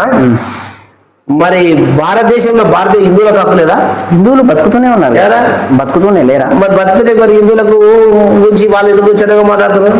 ఎవరు చెడ్డగా మాట్లాడుతున్నారు? ఎవరు మాట్లాడుతున్నారు? కాంగ్రెస్ ఎవరు కాదు, ఇక్కడ కాంగ్రెస్ పార్టీ విడదీసింది. హిందూ ముస్లిం చేసింది ఎవరు? కాంగ్రెస్ పార్టీ. ఆ రోజు 1947 స్వతంత్రం రాకముందుకు వచ్చినప్పుడు ఎవరున్నారు? బీజేపీ పార్టీ ఎక్కడ ఉన్నదా? లేదు కదా. మరి ఆ రోజు విడదీసింది ఎవరు? హిందూ ముస్లిం అని విడదీసింది ఎవరు? ఇప్పుడు గాంధీ, నెహ్రూ, వీళ్ళ కదా మతతత్వాలు ఎవరు తీసినది? కరమ్చంద్ గాంధీ, నెహ్రూ, వీళ్ళే కదా ఆ రోజు తీసింది. హిందూ ముస్లిం అని తీసింది ఎవరు? ముస్లిమే మీకు ఆపోజిట్. మేము ముస్లిం ఆపోజిట్ చేసిందే కాంగ్రెస్. మా కాంగ్రెస్ పార్టీ ఆపోజిట్ అంటున్నాం మేము అనేది. కాంగ్రెస్ పార్టీ హిందూ ముస్లిం అని తీసింది, మేము ఎప్పుడు కూడా తీయలే. ఎక్కడ ఎంఐఎం పార్టీ మీదికు హైదరాబాద్ లో ప్రత్యర్థి ఒక రకం. అవును, మాధవిలత. అవును, మాధవిలత. అయితే మీరు ఎంఐఎంని ప్రత్యర్థిగా చూస్తే ఇప్పటి వరకు ఎంఐఎంని దూషిస్తుంటారు, మాట్లాడుతుంటారు, వ్యతిరేకిస్తుంటారు, ఖండిస్తుంటారు, అన్ని విధాల ఒక విధంగా ఉన్నా కానీ ఇప్పటి వరకు ఎంఐఎం బీజేపీ ఒకటే అని బయట చర్చ. ఇంతకుముందు చెప్పి కదా ఏం పని ఉంటుంది? కాంగ్రెస్ వల్ల కానీ టీఆర్ఎస్ వేరే పార్టీ ఏం పని ఉంటుంది? అవతలోడు అధికారం అంటే ఇతరుడు ఏంది? ఇద్దరు ఒకటి అని చెప్తుంటారు. ఉదాహరణ తీసుకో, బీజేపీ ఏమంటారు, బీఆర్ఎస్ ఏమంటారు? కాంగ్రెస్ బీజేపీ ఒకటే, రేవంత్ రెడ్డి ఆర్ఎస్ఎస్ అని అంటారు. అదే కాంగ్రెస్ ఏమంటారు? బీఆర్ఎస్ బీజేపీ ఒకటే. అంటే ఈ 2 పార్టీలు అంటే అవతల అధికారంలోనే అంటున్నాయి. ఇవన్నీ ఉత్తుతమే. ఇది రాజకీయం అనకపోతే అవతల నాకు ఓట్లు లేరని మాట్లాడతారు. ఎంఐఎం పైన ఇప్పటి వరకు ఒక ఐటీ కేసు లేదు, ఒక సిబిఐ కేసు లేదు, ఒక ఏమంటారు ఈడీ కేసు లేదు, ఎట్లాంటి ఎంక్వైరీ జరగలేదు. మరి ఎందుకు మీకు కాంగ్రెస్ పార్టీ 35 ఏళ్ళు ఏకదాటి చేసి, తర్వాత 10 ఏళ్ళు చేసి, 45, 50 ఏళ్ళు చేసి, మరి ఎందుకు 10 ఏళ్ళకి వచ్చిన మాకేమన్నా దుర్వినియోగం చేయడం వాళ్ళకు భూములు కేటాయించింది ఎవరు? కాంగ్రెస్ పార్టీ. వాళ్ళకి ఫండ్స్ ఇచ్చింది ఎవరు? కాంగ్రెస్ పార్టీ. బీజేపీ పార్టీ ఏమన్నా ఇచ్చినా చెప్పండి. బీజేపీ పార్టీ ఇటు ఎంఐఎం అంటే మామూలుగా ఇతర ఎంఐఎం పార్టీ మిగతా యొక్క చోట ఎంఐఎంని ఒక లెక్క చూస్తే హైదరాబాద్ లో మాత్రం ఏం చేయలేకపోతుంది. హైదరాబాద్ లో ఏం చేయలేకపోతున్నందుకే కదా ఇప్పుడు ఆమె మాధవిలత అందించింది. చూపిస్తే ఏం చేసాం చేయమనేది ఆఫ్టర్ ఎలక్షన్ తర్వాత గెలుస్తుందంటే భారతదేశంలో ఐక్యత, తెలంగాణకు వచ్చే వరకు ఐక్యత చెప్తా. అదే తెలంగాణలో మనం ఏం కొట్లాడుతున్నాం? ఎంఐఎం మీద కొట్లాడుతున్నాం. ఎంఐఎం వాళ్ళు ఏమంటారు? హిందువులని 15 నిమిషాలు ఇస్తే ఊచకొత వస్తే సభ్య సమానతో ఫైట్ చేస్తున్నాం. ఎవరు? నేనేమన్నంటే బ్రదర్, ఒక ఆడబిడ్డతో పంజాబ్. అదే కాంగ్రెస్ పార్టీ ఏం చేసింది? ఎంఐఎం గెలవడానికి కాంగ్రెస్ పార్టీ ఎంఐఎం ఒకటి ఉదాహరణ చెప్తున్నా. గెలవడానికి ఆడున్న ఆయన పేరు డమ్మి అభ్యర్థి ఇంకో అతను ఉండే ఒక ముస్లిం, ఆయనకి ఇవ్వకుండా కాంగ్రెస్ పార్టీ పోయినసారి ఓడిపోయినా ఏదో పేరుంది ఆయన పేరు, ఆయనకి ఇవ్వకుండా ఇప్పుడు ఇంకొక అతను తీసుకొచ్చి షార్ట్నర్ లో వెంచర్ చేసి 80 ఎకరాలు రాజపూర్లో 80 ఎకరాలు వెంచర్ చేశారు. రియాక్టర్ తీసుకుపోయి ఇచ్చారు. ఎందుకు? ముస్లిం ఓట్లు కాంగ్రెస్ పార్టీలో గెలుస్తారని చెప్పి ఇండైరెక్ట్ సపోర్ట్ చేయడానికి ఆయనకి ఇవ్వకుండా ఇచ్చారు. అంటే కాంగ్రెస్ పార్టీ ఎంఐకి సపోర్ట్ చేస్తుందా?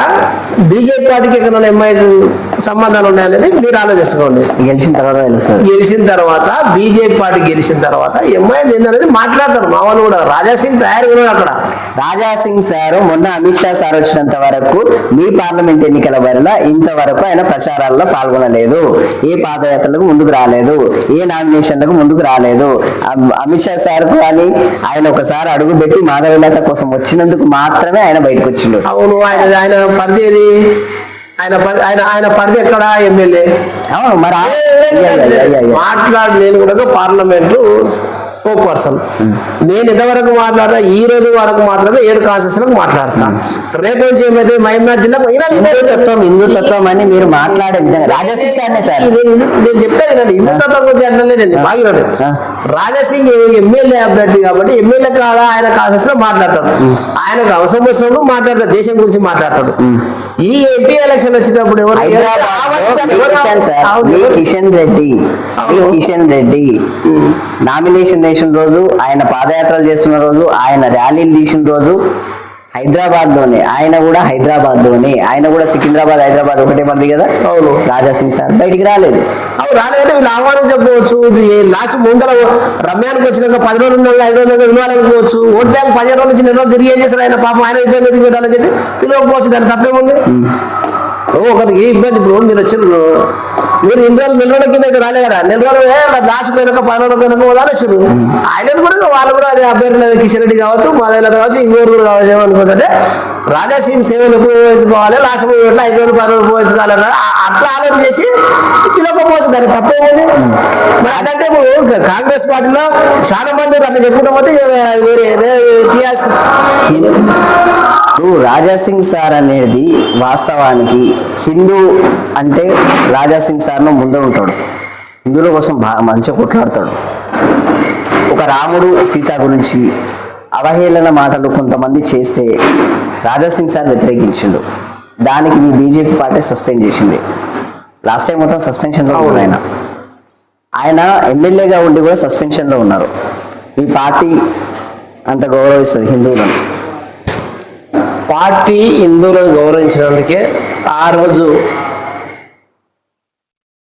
91-92లో అద్వానీ గారు హిందూవాదం మీద రథయాత్ర చేసినందుకే హిందువులు అనేది ఏకమయ్యారు. భారతదేశంలో మేము కూడా హిందువులం ఉన్నామా అనేది అప్పుడు తెలిసింది. అంతవరకు కూడా కాంగ్రెస్ మహిమల్లో ఉన్నారు. 35 ఏళ్ళ చరిత్రలో ఔరంగజేబు 14 సార్లు దండయాత్ర చేశాను, ఇంకో రాజు దండయాత్ర చేసిన అనేక చరిత్రలు రాశారు. ఎప్పుడైతే బీజేపీ పార్టీ అద్వానీ గారు రథయాత్ర చేసి మీరు కూడా హిందువులే పోయి మన హిందువులు చాలా మంది ఇలా మనం అంతా మేలుకొనకపోతే మనం 2వ పౌరులకు చేస్తారు వీళ్ళు అని చెప్పి అన్నాకనే హిందువులు అనేది చేసుకొని నిజం మాట్లాడిన రాజా సింగ్ సార్ని జైల్లో పెట్టడానికి గల కారణం ఏంటి? ఆయన సస్పెన్షన్ చేయడానికి కారణం ఏంటి? ఇది మాకు కావాలి. అంటే నిజం మాట్లాడము ఒకటి, అందులో భాష వల్గర్గా మాట్లాడడం ఒకటి. భాషను బట్టి ఉంటుంది. మనము అన్న అనేది వేరే ఉంటుంది, రా అనేది వేరే ఉంటుంది. అంటే ఈ భాషనే మనిషి చెప్పి నేను కూడా ఉన్నా. నేను కూడా ప్రెస్ మీట్ లో మాట్లాడుతుంటా, నేను కౌంటర్లు ప్రతి ఒక్కరికి ఇస్తా. కానీ నేను ఎక్కడ కూడా ఒంగరు భాష మాట్లాడాను. ఒంగరు భాష మాట్లాడితే ఏమైతే నన్ను ఏం చేయాలని చేస్తాను. చట్టం అనేది ఉంటుంది ఒకటి. అంటే మనం మాటలు మాట్లాడేటప్పుడు సబ్జెక్ట్ మీద అవును హిందూవాదు గాను కానీ మనం వేరే భాష మాట్లాడితే ఏమవుతుంది? కేసులు అవుతాయి. కేసులు అయినప్పుడు ఏమవుతుంది? అధిష్టానం అనేది వాళ్ళ పని వాళ్ళు చేస్తారు. సస్పెన్స్ అనేది పెడతారు, ఎవరైనా పెడతారు. కొన్ని రోజుల తర్వాత మన పార్టీలో తీసుకుంటారు. పోలీస్ డిపార్ట్మెంట్ కానీ ఇప్పుడు అధికారులు తీసుకో ఏదైనా తప్పు చేశారు, ఆ నెల సస్పెండ్ చేసి ఊరికి ట్రాన్స్ఫర్ చేస్తారు. ఇది కూడా అంతే. ఈ పాటలో ఆయన ఒంగరు భాష మాట్లాడి యూజ్ చేసింది కాబట్టి ఇది భాష మాట్లాడడం కరెక్టే, కానీ ఈ భాష కరెక్ట్ కాదని చెప్పి ఆయన కొంచెం చెప్పాలి. ఎందుకంటే మనోడు అయినా కూడా మనోడు మంచి కూడా కోరుకునే పార్టీ. ఓకే, ఇక్కడ మీ నియోజకవర్గానికి వస్తాం. మీ పార్లమెంట్ నియోజకవర్గానికి మీ డీకే అరుణ మేడం ఒక రకంగా డీకే అరుణ మేడం జాతీయ ఉపాధ్యక్షురాలు జాతీయ పరిధిలో ఉంది. మేడం ఇక్కడ మహబూబ్ నగర్ మీద ఒక దృష్టి పెట్టలేదు, నిధులేం తీసుకురాలేదు, ఇక్కడ డెవలప్మెంట్లో ఏం పాల్గొనలేదు, ఇలాంటివి ప్రజల ఆరోపణలు. మేడము నిధులు తీసుకురాలే చేయలేదంటే ఆమె జాతీయ పదవి, ఆమె పోస్టు. నేను కూడా జిల్లా అధికార ప్రతినిధి చేస్తున్నా, కానీ నేను అధికార ప్రతినిధి వరకే మాట్లాడడం కానీ నేను డబ్బులు తీసుకురావడానికి నిధులు తీసుకురావడానికి నా పోస్ట్ అని కాదు. ఆమె ఒక పార్టీకి జాతీయ ఉపాధ్యక్షురాలు. అక్కడ ఉన్న అధికారానికి కాదు, అధికారంలో ఉన్న ప్రధానమంత్రి కానీ లేకపోతే భారతదేశంలో మీ రాష్ట్ర పరిధిల దృష్టికి రావచ్చు కదా. అంటే ఆమె ఓడి అది కాదు, ఏమైనా ఉంటే ప్రజల సమస్యలు తీసుకుపోయి చెప్పడానికి మనకు వస్తారు. ప్రజల సమస్యలు తీసుకుపోయి ఆ ప్రభుత్వానికి విన్నపం చేస్తారు. మా ఏరియాలో ఇలాంటి సమస్యలు ఉన్నాయి కాబట్టి మన ప్రభుత్వమే అధికారంలో ఉన్నది కాబట్టి మన పార్టీ అధికారంలో ఉన్నది కాబట్టి మీకేమన్నా మాకు చెయ్యండి అని చెప్పడానికి మాత్రం మనకు వచ్చే ఇక్కడ మీ యొక్క రాష్ట్ర పరిధి రాష్ట్ర కమిటీలో చర్చించవచ్చు, జాతీయ స్థాయిలో కూడా చర్చించవచ్చు. మొత్తానికైతే పాలమూరు గురించి కొంతవరకు చూపిస్తే బాగుండేది. చూపించింది, ఆమె చేసే ప్రయత్నాలు ఆమె చేసింది. ఓడిపోయినా కూడా 5 ఏళ్ళు పబ్లిక్ లోనే కూడా ఆమె ఎక్కడ పోలే, అందరిని పలకరించుకుంటున్నది. ఎప్పుడు పిలిచినా ఎవరు పిలిచినా వచ్చింది. కానీ ఎవరికైతే కూడా ఓడిపోయిన తర్వాత 5 ఏళ్ళు మళ్ళీ 5 ఏళ్ళ తర్వాత వచ్చి నేను మళ్ళీ ఎంపీ అనేది అనలేదు. కాంగ్రెస్ డీకే అరుణ మేడం ఇప్పుడు గెలిస్తే పాలమూరుకు మీరేం చేస్తారు? మేము చేసేది ఏమున్నది, అధికారంలో ఉన్న ఆమె మేడమే ఏం చేయాలనుకుంటున్నారు? డీకే అరుణ మేడం ఉన్నది. ఆమెకు ఒక ప్రత్యేకంగా సపరేట్ గా మేము అడుగుతున్నాం. పాలమూరు ఎత్తిపోతుల నిజం చెప్పాలంటే పాలమూరు మొత్తం అనాథగా మారింది. వాస్తవం ఇది, ఎవ్వరు ఒప్పుకున్నా ఒప్పుకోకున్నా ఇది వాస్తవం. ఎందుకంటే ఉద్యోగాలు లేవు, వాళ్ళ భూములు కోల్పోయి పాలమూరు ఎత్తిపోతల కురుమూర్తిరాయ ప్రాజెక్టు విషయంలో భూములు కోల్పోయి వాళ్ళ పునరావాసం కింద ఏమీ పెద్దగా రాక, ఒకవేళ వచ్చిన 3 లక్షలు 4 లక్షల మట్టి విలువలు కూడా రాక, వాళ్ళకి ఇంటి ఉద్యోగం అన్నా అవి కూడా రాక, ఉన్నది మొత్తం కోల్పోయి వాళ్ళ యొక్క జీవన సంతతి మొత్తం కోల్పోయి అనాథులుగా మారి వాళ్ళకు మీరే ఏమిస్తారు? కురుమూర్తిరాయ ఒకటే కాదు, ఈ పాలమూరము రంగారెడ్డి ఎత్తిపోతల అనే దాంట్లోనే మన పాలమూరాన్ని ఎత్తుకొని పోయింది. దాంట్లో ఉన్నదే మీనింగ్ అది. అంటే ఇక్కడున్న నీళ్ళని తీసుకుపోయి రంగారెడ్డికి ఇవ్వాలి. అసలు జనానికి వసాయి ఏం చేస్తున్నారు మీ పాలమూరు ఎత్తిపోతలకి? ఇప్పుడు పాలమూరు ఎత్తిపోతల్లా ఇక్కడికి వెళ్ళి లిఫ్టింగ్ తీసుకుపోయి అక్కడ వేయాలి. ఏదుల కాడ స్టార్ట్ చేశారు, కొల్లాపూర్కి వెళ్ళి నీరు కృష్ణా దగ్గర వెళ్ళి తీశారు. ఫస్ట్ కేసీఆర్ చెప్పింది ఏంటంటే రోజు 2 టీఎంసీలు తీయాలని మాట్లాడి, తీరా 5 ఏళ్ళకి వచ్చే వరకు రోజుకు 1 టీఎంసీకి వచ్చాడు. అంటే కేసీఆర్ ఎన్ని అవద్దలు అంటే ఆయన మాటల మాత్రికుడు. జనాన్ని ఎట్లా చేయాలి, ఎప్పుడు ఏం చెప్పాలనేది ఆయన బాగా తెలుసు. కానీ దీనికి బీజం పోసింది కూడా కాంగ్రెస్ ప్రభుత్వం వల్ల. బీజం పోసింది కాంగ్రెస్ ప్రభుత్వం. కానీ ఏం చేసిండు కేసీఆర్ వచ్చి దాన్ని స్టార్ట్ చేసిండు. అక్కడ ఒకటి, ఆడికి వెళ్ళి ఒట్టెకి వెళ్ళి కరవేలు ఒకటి, కరవేలికి వెళ్ళి ఒకటి, జడ్చెల్ల ఉదానపూర్ ఒకటి, ఊరికి వెళ్ళి ఒకటి, తర్వాత లచ్చిందేపల్లి లాస్ట్, అక్కడికి వెళ్ళి హైదరాబాద్ వాటర్. అయితే ఇందులో ఎవరు నష్టపోయినట్టే ప్రధానంగా రైతులు నష్టపోయి. ఆ రైతులకు అదే రోజు ఎప్పుడైతే మనం అనుకున్నామో స్టార్ట్ చేసినామో అదే రోజు 3 లక్షలు 4 లక్షలు అదే రోజు ఇస్తే పక్క ఊర్లో 1,00,000 రూపాయలు ఎక్కువ. 3 లక్షలు ఇచ్చినా కూడా 1 ఎకరం కొనో 2 ఎకరాలు కొనో 1,00,000 రూపాయలు పెట్టుకొని వ్యవసాయం చేసుకుంటారు పోయి వాళ్ళు. ఆ ఇంటికి 10 లక్షలు ఇస్తాను, ఇస్తే 10 లక్షలు కాదు 5 లక్షలు 5 వస్తున్నాయి ఆ ఊర్లో. కానీ ఇక్కడ ప్రధానంగా నష్టపోయింది ఎవరంటే రైతులే. ఈ రైతుల పాపమే ముసలే కేసీఆర్కి ముట్టింది. కేసీఆర్ మరి ఇప్పుడు ఉన్న రేవంత్ రెడ్డి కూడా వచ్చిండ్రు. మరి దాన్ని కంప్లీట్ చేసా లేదా ఏందనేది తెలియదు. మరి ఆయన కూడా కేసీఆర్ దొంగ కాళేశ్వరం 1,00,000 కోట్లు దోసుకుని దానికి ఎన్ని కోట్లు వచ్చింది నాకైతే తెలియదు. కానీ ఈయన 1,00,000 కోట్లు దోసుకున్నాడు అంటే 1,00,000 కోట్లు దోసుకుంటే ఎన్ని కోట్ల ప్రాజెక్ట్ ఉంటుందో తెలియదు. మనం 1,00,000 కోట్లు అంటున్నాడు. 1,00,000 కోట్లు అంటే ఎన్ని కోట్లు ఉండాలి, ఎన్ని కోట్ల ప్రాజెక్ట్ ఉండాలి అది అంటే వీళ్ళు సబ్జెక్ట్ మరి వీళ్ళకి తెలియదా కేసీఆర్ చేసినది తెలియదు. ఇప్పుడున్న రైతులకు మరి ఇక్కడ ఉన్న తెలంగాణ ప్రభుత్వానికి కూడా కోవడం ఏంటంటే నిజంగా రైతుల మీద చిత్తశుద్ధి ఉంటే ఆ 3 లక్షలు 4 లక్షలు ఇచ్చిన వాళ్ళకు మార్కెట్ వాల్యూ ప్రకారంగా ఇప్పుడు కూడా ఒక్కొక్క 5 లక్షల రూపాయలు వాళ్ళకి ఇస్తే కూడా వాళ్ళు చాలా సంతోషపడతారు. ఎందుకంటే నువ్వు ఎట్లా 50 లక్షలు 60 లక్షల రేటు పోతుంది ఇయ్యలేవు కాబట్టి వాళ్ళకు ఆ రోజు జరిగిన అన్యాయాన్ని నిజంగానే నేను నాకు రైతుల మీద ప్రేమ ఉంది, నేను 2 లక్షల రుణమాఫీ చేస్తాను రైతులు అదే అని మాట్లాడుతున్నావు. ఏడకపోతే ఆ దేవుడి మీద ప్రమాణం చేసి చెప్తా ఉన్నావు. దేవుడే లేడు, దేవుడు గుండెలు ఉండాలి అని మాట్లాడేటైనా ఈ రోజు ప్రతి ఒక్క ఏరియాకి పోతే ఆ దేవుని పేరు చెప్తా ఉన్నాడు. జోగురామ పేరు చెప్తాడు, గదిలో భక్తి గుండెల్లో ఉండాలంటాడు, దేవుడు లేడండి. భక్తి గుండెల్లో ఉండాలన్నాడు. జై శ్రీరామ్ ప్రజాస్వామ్యానికి భగవంతునికి ఆయన జై శ్రీరామ్ అన్నది భక్తి గుండెలు ఉండాలన్నాడు. ప్రతి ఒక్క దాని పోయి దేవుడి ప్రమాదం అంటే దేవుడు ఉన్నాడు అంటే దేవుడు ఉన్నాడండి, దేవుడు ఉన్నాడని అంటున్నాడు. ఆయన కూడా ప్రజాస్వామ్యానికి మీ ఓటుకు భగవంతునికి ముడిపెట్టొద్దు సార్. మీకు తెలిసిన పరిధిలో ఇప్పుడు మొన్న అసెంబ్లీ ఎన్నికల టైంలో దేవుని మీద ఒట్టేయి, నువ్వు నీకు పైసలు ఇస్తున్నా, నువ్వు ఓటేయాలి.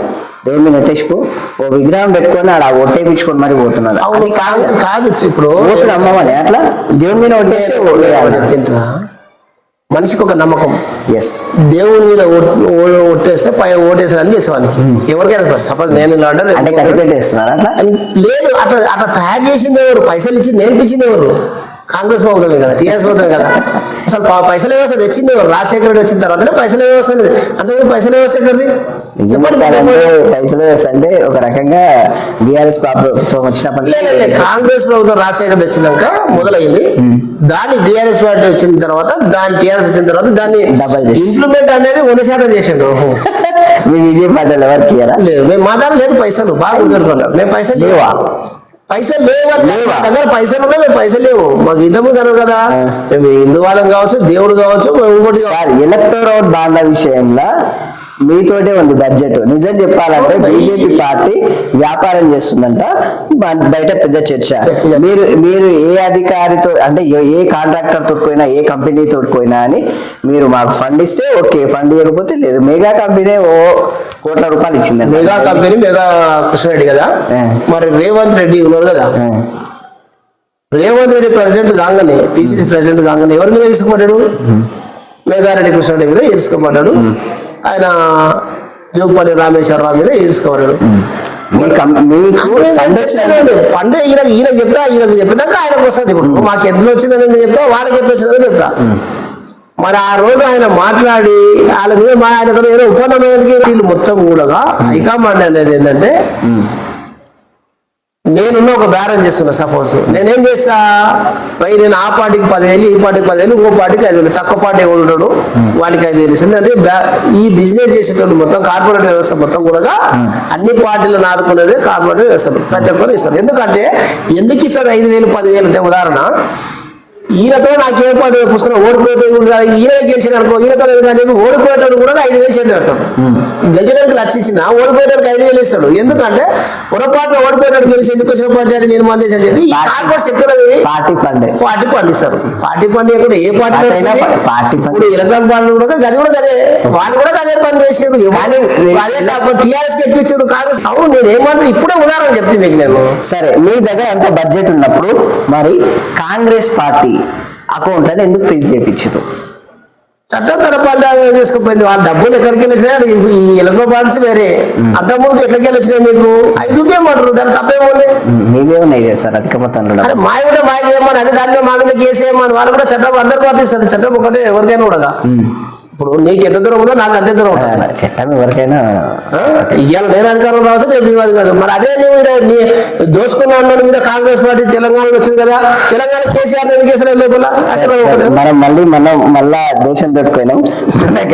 మన నియోజకవర్గ పరిధిలోనే, మన నియోజకవర్గ పరిధికి ఏమేం చేయబోతున్నారు? ఇప్పుడు ఆమె మేనిఫెస్టో ఉంటుంది, ఇవాళ రేపు రిలీజ్ చేస్తుంది. ఎందుకంటే రేవంత్ రెడ్డి ఇవాళ ఆయన చేస్తాడు, చేసారు కదా. ఇప్పుడు మనోళ్ళు కూడా ఎవరైతే ఎంపీలు కాడరో నరేంద్ర మోడీ చేసిన మేనిఫెస్టో వేరే. ఇప్పుడు వీళ్ళు సొంతంగా వాళ్ళ నియోజకవర్గం వాళ్ళు చేసుకుంటారు. అది ఈ రోజు రేపు బహిర్గతంగా చేస్తారు, అది వేరే. ఇక మేమేమో అంటే ఇక్కడ జడ్చల పరిధి కాడికి వస్తే మా మేడం గెలిచిన తర్వాత మంత్రి అవుతుంది. ఇది రాసి పెట్టుకోండి 100%. మేము జడ్చల నియోజకవర్గానికి ఏం చేయాలి ఏం కదా అనేది మేము కొట్లాడి దగ్గరుండి మేడం ద్వారా తీసుకొచ్చి ఈ జడ్చల సరే, ఇక్కడ- మా జడ్చల కాడికి మా జడ్చల కాడికి వెళ్తున్నాను నేను. ఎందుకంటే Yeah. నేను పార్లమెంట్ స్పోక్ పర్సన్ నేడు, అది వేరే. ఇప్పుడు ఎలక్షన్ అయిపోయిన తర్వాత అధికార ప్రతి అయినా నా నియోజకవర్గంలో ఓన్లీ నా జడ్చల కాడికే మాట్లాడారు. మైమనాడు మాట్లాడలేడు, మాట్లాడడానికే మైమనాడు పిలుస్తారు, దేవరకాయలు పిలుస్తారు స్పోక్ పర్సన్. కానీ అదే వచ్చారు స్థానిక బలం అంటారు. నీది ఏదని అడుగుతారు. జడ్చల కాడికి కొట్లాడారు కాబట్టి నేను జడ్చల కాడికి కొట్లాడతా. మా మేడం గారు ఏదో వాళ్ళు ఇక్కడ ఉన్న మన వ్యాస నేను ఇది రియల్ ఫ్యాక్ట్. ఎందుకంటే ఓపెన్ చెప్తున్నా నేను ఏదంటే నేను ఏం కాన్సెస్ చేస్తానని వచ్చి మాట ఎక్కడ నాలాంటి లీడర్లు చాలా మంది ఉంటారు. వాళ్ళని కూడా గౌరవించాలి, వాళ్ళు కూడా లీడర్ కావాలి. నేనే 7 కాన్సెస్లకు అయితే, లేదంటే నేను మహిమార్ జిల్లా ఉన్నది 3 కాన్సెస్లకు నేను లీడర్ అయితే కాదు. అక్కడ కూడా నాలాంటి లీడర్స్ ఎవరో ఉంటారు. నాకన్నా పెద్ద లీడర్స్ ఉన్నారు, నేను చిన్న లీడర్. మరి వాళ్ళు కూడా లీడర్లు కావాలి. వాళ్ళు కూడా ఆ కాన్సెస్ చేసి రేపు వాళ్ళకి ఓట్లు ఇస్తారు. నేను కూడా నా కాన్సెస్ 4 ఏళ్ళు ఉంది. ఆ 4 ఏళ్ళ లోపల నేను ఏం చేయాలి అనేది నేను ఇక్కడ కాన్సెస్ చేసి నా పార్టీ అనేది డెవలప్ అవుతుంది. అక్కడ ఉన్న అభ్యర్థులు ఉంటారు, ఇంకా నేను అభ్యర్థిని కాదు కానీ అక్కడ అభ్యర్థులు ఉన్నారు, వాళ్ళు కూడా చేయాలి కదా డెవలప్. వాళ్ళు చేసి వాళ్ళు అవుతారు. కాబట్టి బీజేపీ ప్రభుత్వం ఉన్న నాయకులందరూ కూడా, పార్టీలో ఉన్న నాయకులందరూ కూడా రేపు కేఆర్నమ్మ గారు 13వ తారీఖు నాడు జరగబోయే ఎలక్షన్లో ఓటింగ్ శాతం పెంచుకుంటూ ఆమెను గెలిపిస్తూ ఆమె మంత్రి అయిన తర్వాత ఆ నిధులు, ఆమెకు వచ్చే నిధులకు వెళ్ళి మా వాటా జడ్చల కాన్స్టిట్యూన్సీకి ఎంత వస్తే అంత తీసుకొచ్చి మేము జడ్చల కాన్స్టిట్యూన్సీ డెవలప్మెంట్ చేస్తాము. ఇక్కడ ఏ పార్టీ అని ఉండని, ఎమ్మెల్యే ఉండని, ఎంపీ ఎవరైనా వేరే ఎవరు ఉన్నారు కదా, మేము కూడా వాళ్ళని కలుపుకొనే పోతాం. మేము దూరం కాదు, కాంగ్రెస్ మేము వాళ్ళు వస్తే సరిపోయాలి, లేకపోతే మా సొంతంగా పోతాం. మేము సొంతంగా చేస్తాం, మేము సొంతంగా బ్యానర్ చేస్తాం. నియోజకవర్గ పరిధిలో మీ చర్చలలో చాలా మంది మీ బీజేపీ నాయకులు, మీ బీజేపీ కార్యకర్తలు, మీ బీజేపీ లీడర్లు ఒకే ఒక మాట అంటున్నారు, ఇక్కడ మాకు ఒక పర్ఫెక్ట్ లీడర్ లేరు, చాలా వరకు ఇబ్బంది పడుతున్నాము, మేము కొట్లాడడానికి రావట్లేదు, మేము మాట్లాడడానికి రావట్లేదు, మాకు అండగా ఎవరు నిలబడట్లేదు, ఇది ఒక మాట అంటున్నారు. అయితే ఏమో సార్ అంటే గతంలో వాస్తవంగా మీరు అన్నది ఒప్పుకుంటాం, మేము కూడా దానికి లేరు. ఇప్పుడు నేనైతే ఎమ్మెల్యే అభ్యర్థి కాదు, నేను యాజ్ ఏ స్పోక్ పర్సన్ గా, జిల్లా అధికార ప్రతినిధిగా మా పార్టీలకు మా కాన్సెన్స్లు ఏదైనా కూడా ఆదుకోవడానికి నేను అడిగినా వాళ్ళకి ఎంత దూరం పోవడానికి నేను ఉంటాను. ఎమ్మెల్యే అభ్యర్థిని అనేది అధిష్టానం నిర్ణయిస్తుంది. కాకపోతే ఏంటంటే మేము మేడం గెలిచిన తర్వాత ఆమె మేడం ఒక వినతి పత్రం లాగా వినిపించుకుంటాము. మాకు త్వరగా ఒక ఎమ్మెల్యే అభ్యర్థిని చేస్తే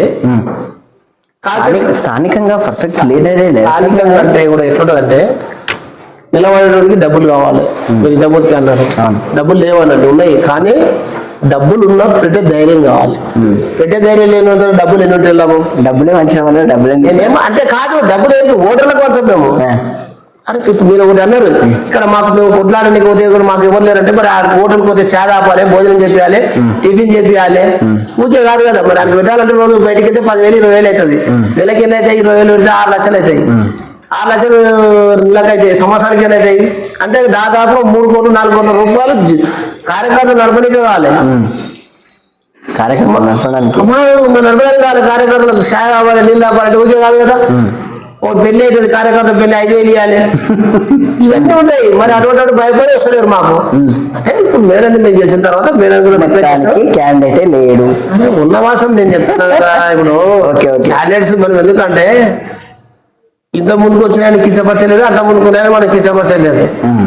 కాకపోతే అంటే ఇప్పుడు రెగ్యులర్ గా మీరు అన్నట్లు కూడా ఒక అభ్యర్థి అనేటువంటి ఉంటే స్థానికంగా బాగుపడుతుంది. కాబట్టి మేము మేడం రిక్వెస్ట్ చేస్తాము, త్వరలో గెలిచిన తర్వాత 6 నెలలకు ఒక ఎమ్మెల్యే క్యాండిడేట్ ఇస్తే మేము పనిచేస్తాము. మీరేం అవ్వచ్చు?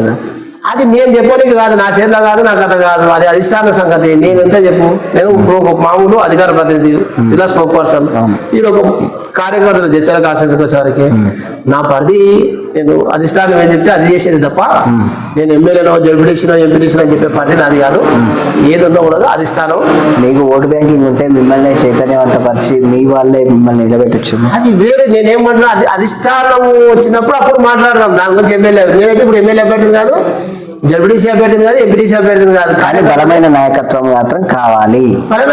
నేను అదే చెప్తున్నా, బలమైన నాయకత్వం కావాలి. కాబట్టి అప్పటి వరకు ఎమ్మెల్యే అభ్యర్థించే వరకు నేను స్పోక్ పర్సన్ గా నా కాన్స్టిట్యూషన్ ఉన్న అందరూ కూడా వెనుక ఉంటా, వాళ్ళకి బలం ఇస్తా. ఏదేమున్నా సరే అది అధికార పార్టీ ఎంత ఉన్నది, మేము పోరాడతాము. మా వాళ్ళకు గీత ఇట్లా తాగకుండా తీసుకొచ్చే బాధ్యత మాది. ఓకేనా? ఈ అసెంబ్లీ, మన అసెంబ్లీ, పాలమూరు అసెంబ్లీ నియోజకవర్గంలో అసెంబ్లీ నియోజకవర్గాలు మొత్తము కాంగ్రెస్ పార్టీకి ఉన్నాయి. 7. సో కంప్లీట్గా మేడం గెలుస్తుందని గ్యారంటీ ఏంటి? నేను ఒకటి చెప్తున్నా, గతంలో టీఆర్ఎస్ ప్రభుత్వం ఉన్నప్పుడు ఎన్ని ఉన్నాయి మహబూబాబాద్ జిల్లా? కాంగ్రెస్ పార్టీ ఎన్ని ఉన్నాయి? కాంగ్రెస్ పార్టీ లేదు. కాంగ్రెస్ పార్టీ ఒకటే ఎమ్మెల్యే. ఓకే. మరి కాంగ్రెస్ పార్టీ పోటీ చేసింది కదా, పోటీ చేసినా బీజేపీ పోటీ చేసినా ఇప్పుడు వచ్చింది కదా గవర్నమెంట్. అప్పుడు కూడా బీఆర్ఎస్ పార్టీ అధికారంలో ఉంది కదా. అధికారంలో ఉన్నప్పుడు ఎట్లా పోటీ చేస్తాము? గెలుసామని పోటీ చేస్తాం కానీ గెలవమని పోటీ చేయం కదా. లేదు, నేను కాదనట్లేదు, అంత మీకు పోటీ ఎక్కువ ఉంటది కదా. అంటే బీఆర్ఎస్ పార్టీ ఇప్పుడు down follow. Okay. BRS party down follow. Okay. BJP up follow. Okay. Congress కూడా డౌన్ ఫాలో. 6 గ్యారంటీలే వాళ్ళకు డౌన్ చేసినాయి. మేము కాదు చెప్పేది, జనాలు పబ్లిక్ పోతే ప్రతి ఒక్కరు చెప్తారు 2 లక్షలు రుణమాఫీ చేసినా, గ్యాస్ సిలిండర్ ఇచ్చినా, ఇంకోటి ఇచ్చినా జనాలు చెప్తారు. ఒక ఫ్రీ బస్ ఇచ్చి ఉన్నోళ్ళందరూ ఆడమే కొట్టుకొని చేసిన ప్రభుత్వం ఇది. ఫ్రీ బస్ చేయడం తప్పు కాదంటే, కానీ బస్సులు లేకుండా, బస్సులు ఆపకుండా, ఎక్స్ప్రెస్ అని చెప్పి డిలక్స్ చేసి ఓన్లీ ఎక్స్ప్రెస్ ఆర్డినరీ కాడికే మహిళలకు ఉచితం. కానీ అదే ఎక్స్ప్రెస్ బస్సులు డిలక్స్ చేసిన కాలాలు ఉన్నాయి. ఇప్పుడు బస్సులు తక్కువ చేసి జనాన్ని, మహిళల్ని ఇబ్బంది పెడతా ఉన్నాం. నేనేమంటే కాంగ్రెస్ పార్టీ 6 గ్యారెంటీలు అర్ధాఫ్, BRS down follow, BJP up follow. కాబట్టి ఖచ్చితంగా కూడా బీజేపీ పోయినసారి 1,00,000 ఓట్లతోనే ఓడిపోయినాము, ఈసారి 1,00,000 మెజార్టీతోనే గెలుస్తాం. ఓకే. బీఆర్ఎస్ పార్టీ ఏం లేదా ఇక్కడ? నేనేమంటున్నానంటే ఉంది, లేదంటే లేము, ఎవరికైనా ఉంటుంది. ఇంతకుముందు గతంలో కాంగ్రెస్ పార్టీ లేదా, కాంగ్రెస్ పార్టీ కూడా చిల్లర వచ్చినాయి. కాంగ్రెస్ పార్టీ పోయినసారి పోటీ చేస్తే కూడా 1,00,000 చిల్లర వచ్చినాయి. కాంగ్రెస్ పార్టీ లేదంటే కాదు కదా. బీఆర్ఎస్ అంత రన్నింగ్ లో కూడా 1,00,000 చిల్లర ఓట్లు వచ్చినాయి. బీజేపీకి 3 లక్షలు వచ్చినాయి. మీ తెలంగాణ రాష్ట్రంలో, మన తెలంగాణ రాష్ట్రంలో బీఆర్ఎస్ పార్టీకి ఎన్ని వస్తాయి, బీజేపీకి ఎన్ని వస్తాయి, కాంగ్రెస్కి ఎన్ని వస్తాయి? నేను కాంగ్రెస్ గురించి, బీఆర్ఎస్ గురించి చెప్పదలుచుకోలేదు. మేము బీజేపీకి వెళ్ళి 10 నుంచి 12 సీట్లు గెలుస్తామని చెప్తాను. ఎందుకంటే నేను అవతల పార్టీని చెప్పడానికి నాకు హక్కు కాదు. ఎవరి పార్టీ వాళ్ళు గెలుస్తారని చెప్పాల్సిందే. ఆలైనా చెప్తాను నేను. కానీ నేను గంటపదంగా తెలంగాణలో గతంలో 4 వచ్చినాయి, ఇప్పుడు 10 నుంచి 12 సీట్లు గెలుచుకోబోతున్నాము. భారతదేశంలో 3సారి నరేంద్ర మోడీ గారు ప్రధానమంత్రి అయితే 400 సీట్లు బీజేపీ పార్టీకి వస్తున్నాయి. ఎందుకంటే 29 రాష్ట్రాల్లో ఉన్నదే 2 రాష్ట్రాల్లో వీళ్ళు, కర్ణాటక, తెలంగాణ. కర్ణాటకలో కూడా అటర్ డ్రాప్ అయ్యి ఈ రోజు బెంగళూరు నీళ్ళు లేని వ్యవస్థ అయింది. ఇప్పుడు తెలంగాణకు వచ్చే వరకు కూడా కరెంట్, ఇప్పుడు మీరు చూసి కరెంట్ వచ్చింది అంటే కరెంట్ ఇంత పరిస్థితి వచ్చింది. కేసీఆర్ ఒప్పుకోవచ్చు కరెంట్ విషయంలో తాగుందిలా, కరెంట్ వచ్చింది, నీళ్ళు వచ్చినాయి, కరెంట్ బకాయిలు కూడా ఇవ్వలేదు. అవన్నీ వేరే మాట. బట్ నియంత అని చెప్పి ఆయన నియంత అని చెప్పిన ఫస్ట్ ఆయన నియంత అని మీరు మాట్లాడుతున్నారు. కానీ ఒక మనిషి మీద దాదాపు 1,50,000 అప్పు చేస్తే కరెంటు వచ్చినా ఒకటే, రాకున్నా ఒకటే. అన్న, మన ఇంట్లో ఒక వ్యక్తి చిన్న బాబు, వాడు ₹1, 10 రూపాయలు తీసుకున్నాడంటే వాడిని చిందరవందర చేస్తాం, తిడతారు, కొడతారు, బెదిరిస్తారు. ఎవరు చేసిన 1,50,000? ఒకసారి ఒక కుటుంబం మీద 7 లక్షల రూపాయలు అప్పు చేస్తే ఎవరు కట్టాలి ఆ డబ్బులు? మనం కూడా ఆలోచించాల్సిన పరిస్థితి. 15,000 మనకు మొత్తానికి 16,000 కోట్ల మిగులు బడ్జెట్ ఇస్తే 7 లక్షల కోట్ల అప్పు చేసారు. ఆలోచన విధానం 2 రకాలుగా ఆలోచించాలి. ఇప్పుడు మీరు బాగా పాయింట్ తీసుకొచ్చారు. 16,000 కోట్లు మిగులు బడ్జెట్ తో ఇస్తే 7 లక్షల కోట్లు అప్పు చేశారు. మరి కాంగ్రెస్ పార్టీ 16 ఇవన్నీ పోయినాక అది ఏ రకంగా హామీలు గ్యారెంటీ చేసామని వచ్చారు, 6 గ్యారెంటీలు ఎట్లు ఇచ్చారు? కేసీఆర్ తప్పు చేసిండు, మనిషి మీద 1,00,000 రూపాయలు పెట్టినా, 50,000 పెట్టినా పక్కన పెట్టిండు. మరి రేవంత్ రెడ్డి ఇప్పుడు ఎంత 3 లక్షలు పెడతారా? రోజుకు 100 కోట్ల చిల్లర అప్పు చేసి నడిపిస్తా ఉన్నారు రేవంత్ రెడ్డి. కాదని చెప్పమని చెప్పు చూద్దాం. కాంగ్రెస్ పార్టీని రోజుకు 100 కోట్ల అప్పు చేస్తుంది. 100 కోట్ల ఎక్కడి నుంచి ఇస్తుంది? చూడు మరి ఎక్కడికి వెళ్ళి తెస్తుంది. ఏదో ఒకసారి నేను ఏమంటున్నా, నేను చెప్తున్నా, నేను మామూలు కార్యకర్తగా, బీజేపీ కార్యకర్త చిన్న అడుగుతున్నా. 100 కోట్ల రోజుకు 100 కోట్ల రూపాయలు మినిమం అప్పు ఎక్కడి నుంచి చేస్తుంది? వేరే చేస్తారు. కుదరటి ఏటి భూమి అని ఏం చేయాలని తెస్తారు. ఆర్బీఐ చూపిస్తున్నారు. నేనేమంటున్నా, ఆయనని నేను ఇప్పుడు కదా ఫోన్ సీఎం రేవంత్ రెడ్డి వద్దు, నేను ఆయన స్థాయి కాదు అని ఒక ఎమ్మెల్యేను లేకపోతే చర్చలకు మినిస్టర్ ఎవరైనా ఉంటారు కదా, వాళ్ళని చర్చకు రమ్మని చెప్పు. వాళ్ళని ఎంత అప్పు తెచ్చిర్రు అది చూపలేమని చెప్పు. తెలియలేదు, అప్పు తెలియదంటే నేను ఆరోపణలా లేకపోతే నిజాలు వాస్తవాలు. ఆరోపణ నేను చేసలేను. అప్పులు చేస్తారని చెప్తా ఉన్నా. అప్పులు చేసి పార్టీ నడిపిస్తారు, అధికారాలు నడిపిస్తారని చెప్తా ఉన్నా. వీళ్ళు ఎక్కడ కూడా ఎవరు ఆస్తులు అమ్మడం చేస్తున్నారనే విషయం ఓకేనేమో, కానీ ఒకటేసారి డైలీ 100 కోట్లు అనేది తప్ప. డైలీ 100 కోట్లు అని నేను అంటున్నా, డైలీ 10 కోట్లు చేస్తున్నారు, అదే చెప్పమను. నేను అప్పు చేసి నడిపిస్తున్నారు, నేనేమంటున్నా, నేను ఒక అపోజిట్ పార్టీ కాబట్టి 100 కోట్లు అంటున్నా. లేదు భయ్ మేము 10 కోట్లు వేసిన 50 కోట్లు చేసి చెప్పమని వాళ్ళని ఎవరైనా సరే. ఓకే, మీ మీ పరిధిలో అంటే మీరు మాట్లాడే పరిధిలో నేను ఇవన్నీ చర్చలోకి తీసుకురావడం వాస్తవము. ఒక రకంగా మీ పాలమూరు పరిధిలో మాత్రము ఖచ్చితంగా డీకేఆర్ కంపల్సరీ గెలుస్తుందా? 100% గెలుస్తుంది, మినిస్టర్ అవుతుంది పక్క 100%. ఓకే, మీ ధీమా వ్యక్తం చేసినందుకు థ్యాంక్ యూ వెరీ మచ్. మీరు కూడా సక్సెస్ కావాలని మనస్ఫూర్తిగా కోరుకుంటున్నాం అన్న. థ్యాంక్ యూ అన్న, thank you very much. All the best అన్నయ్య. Thank you. Thank you.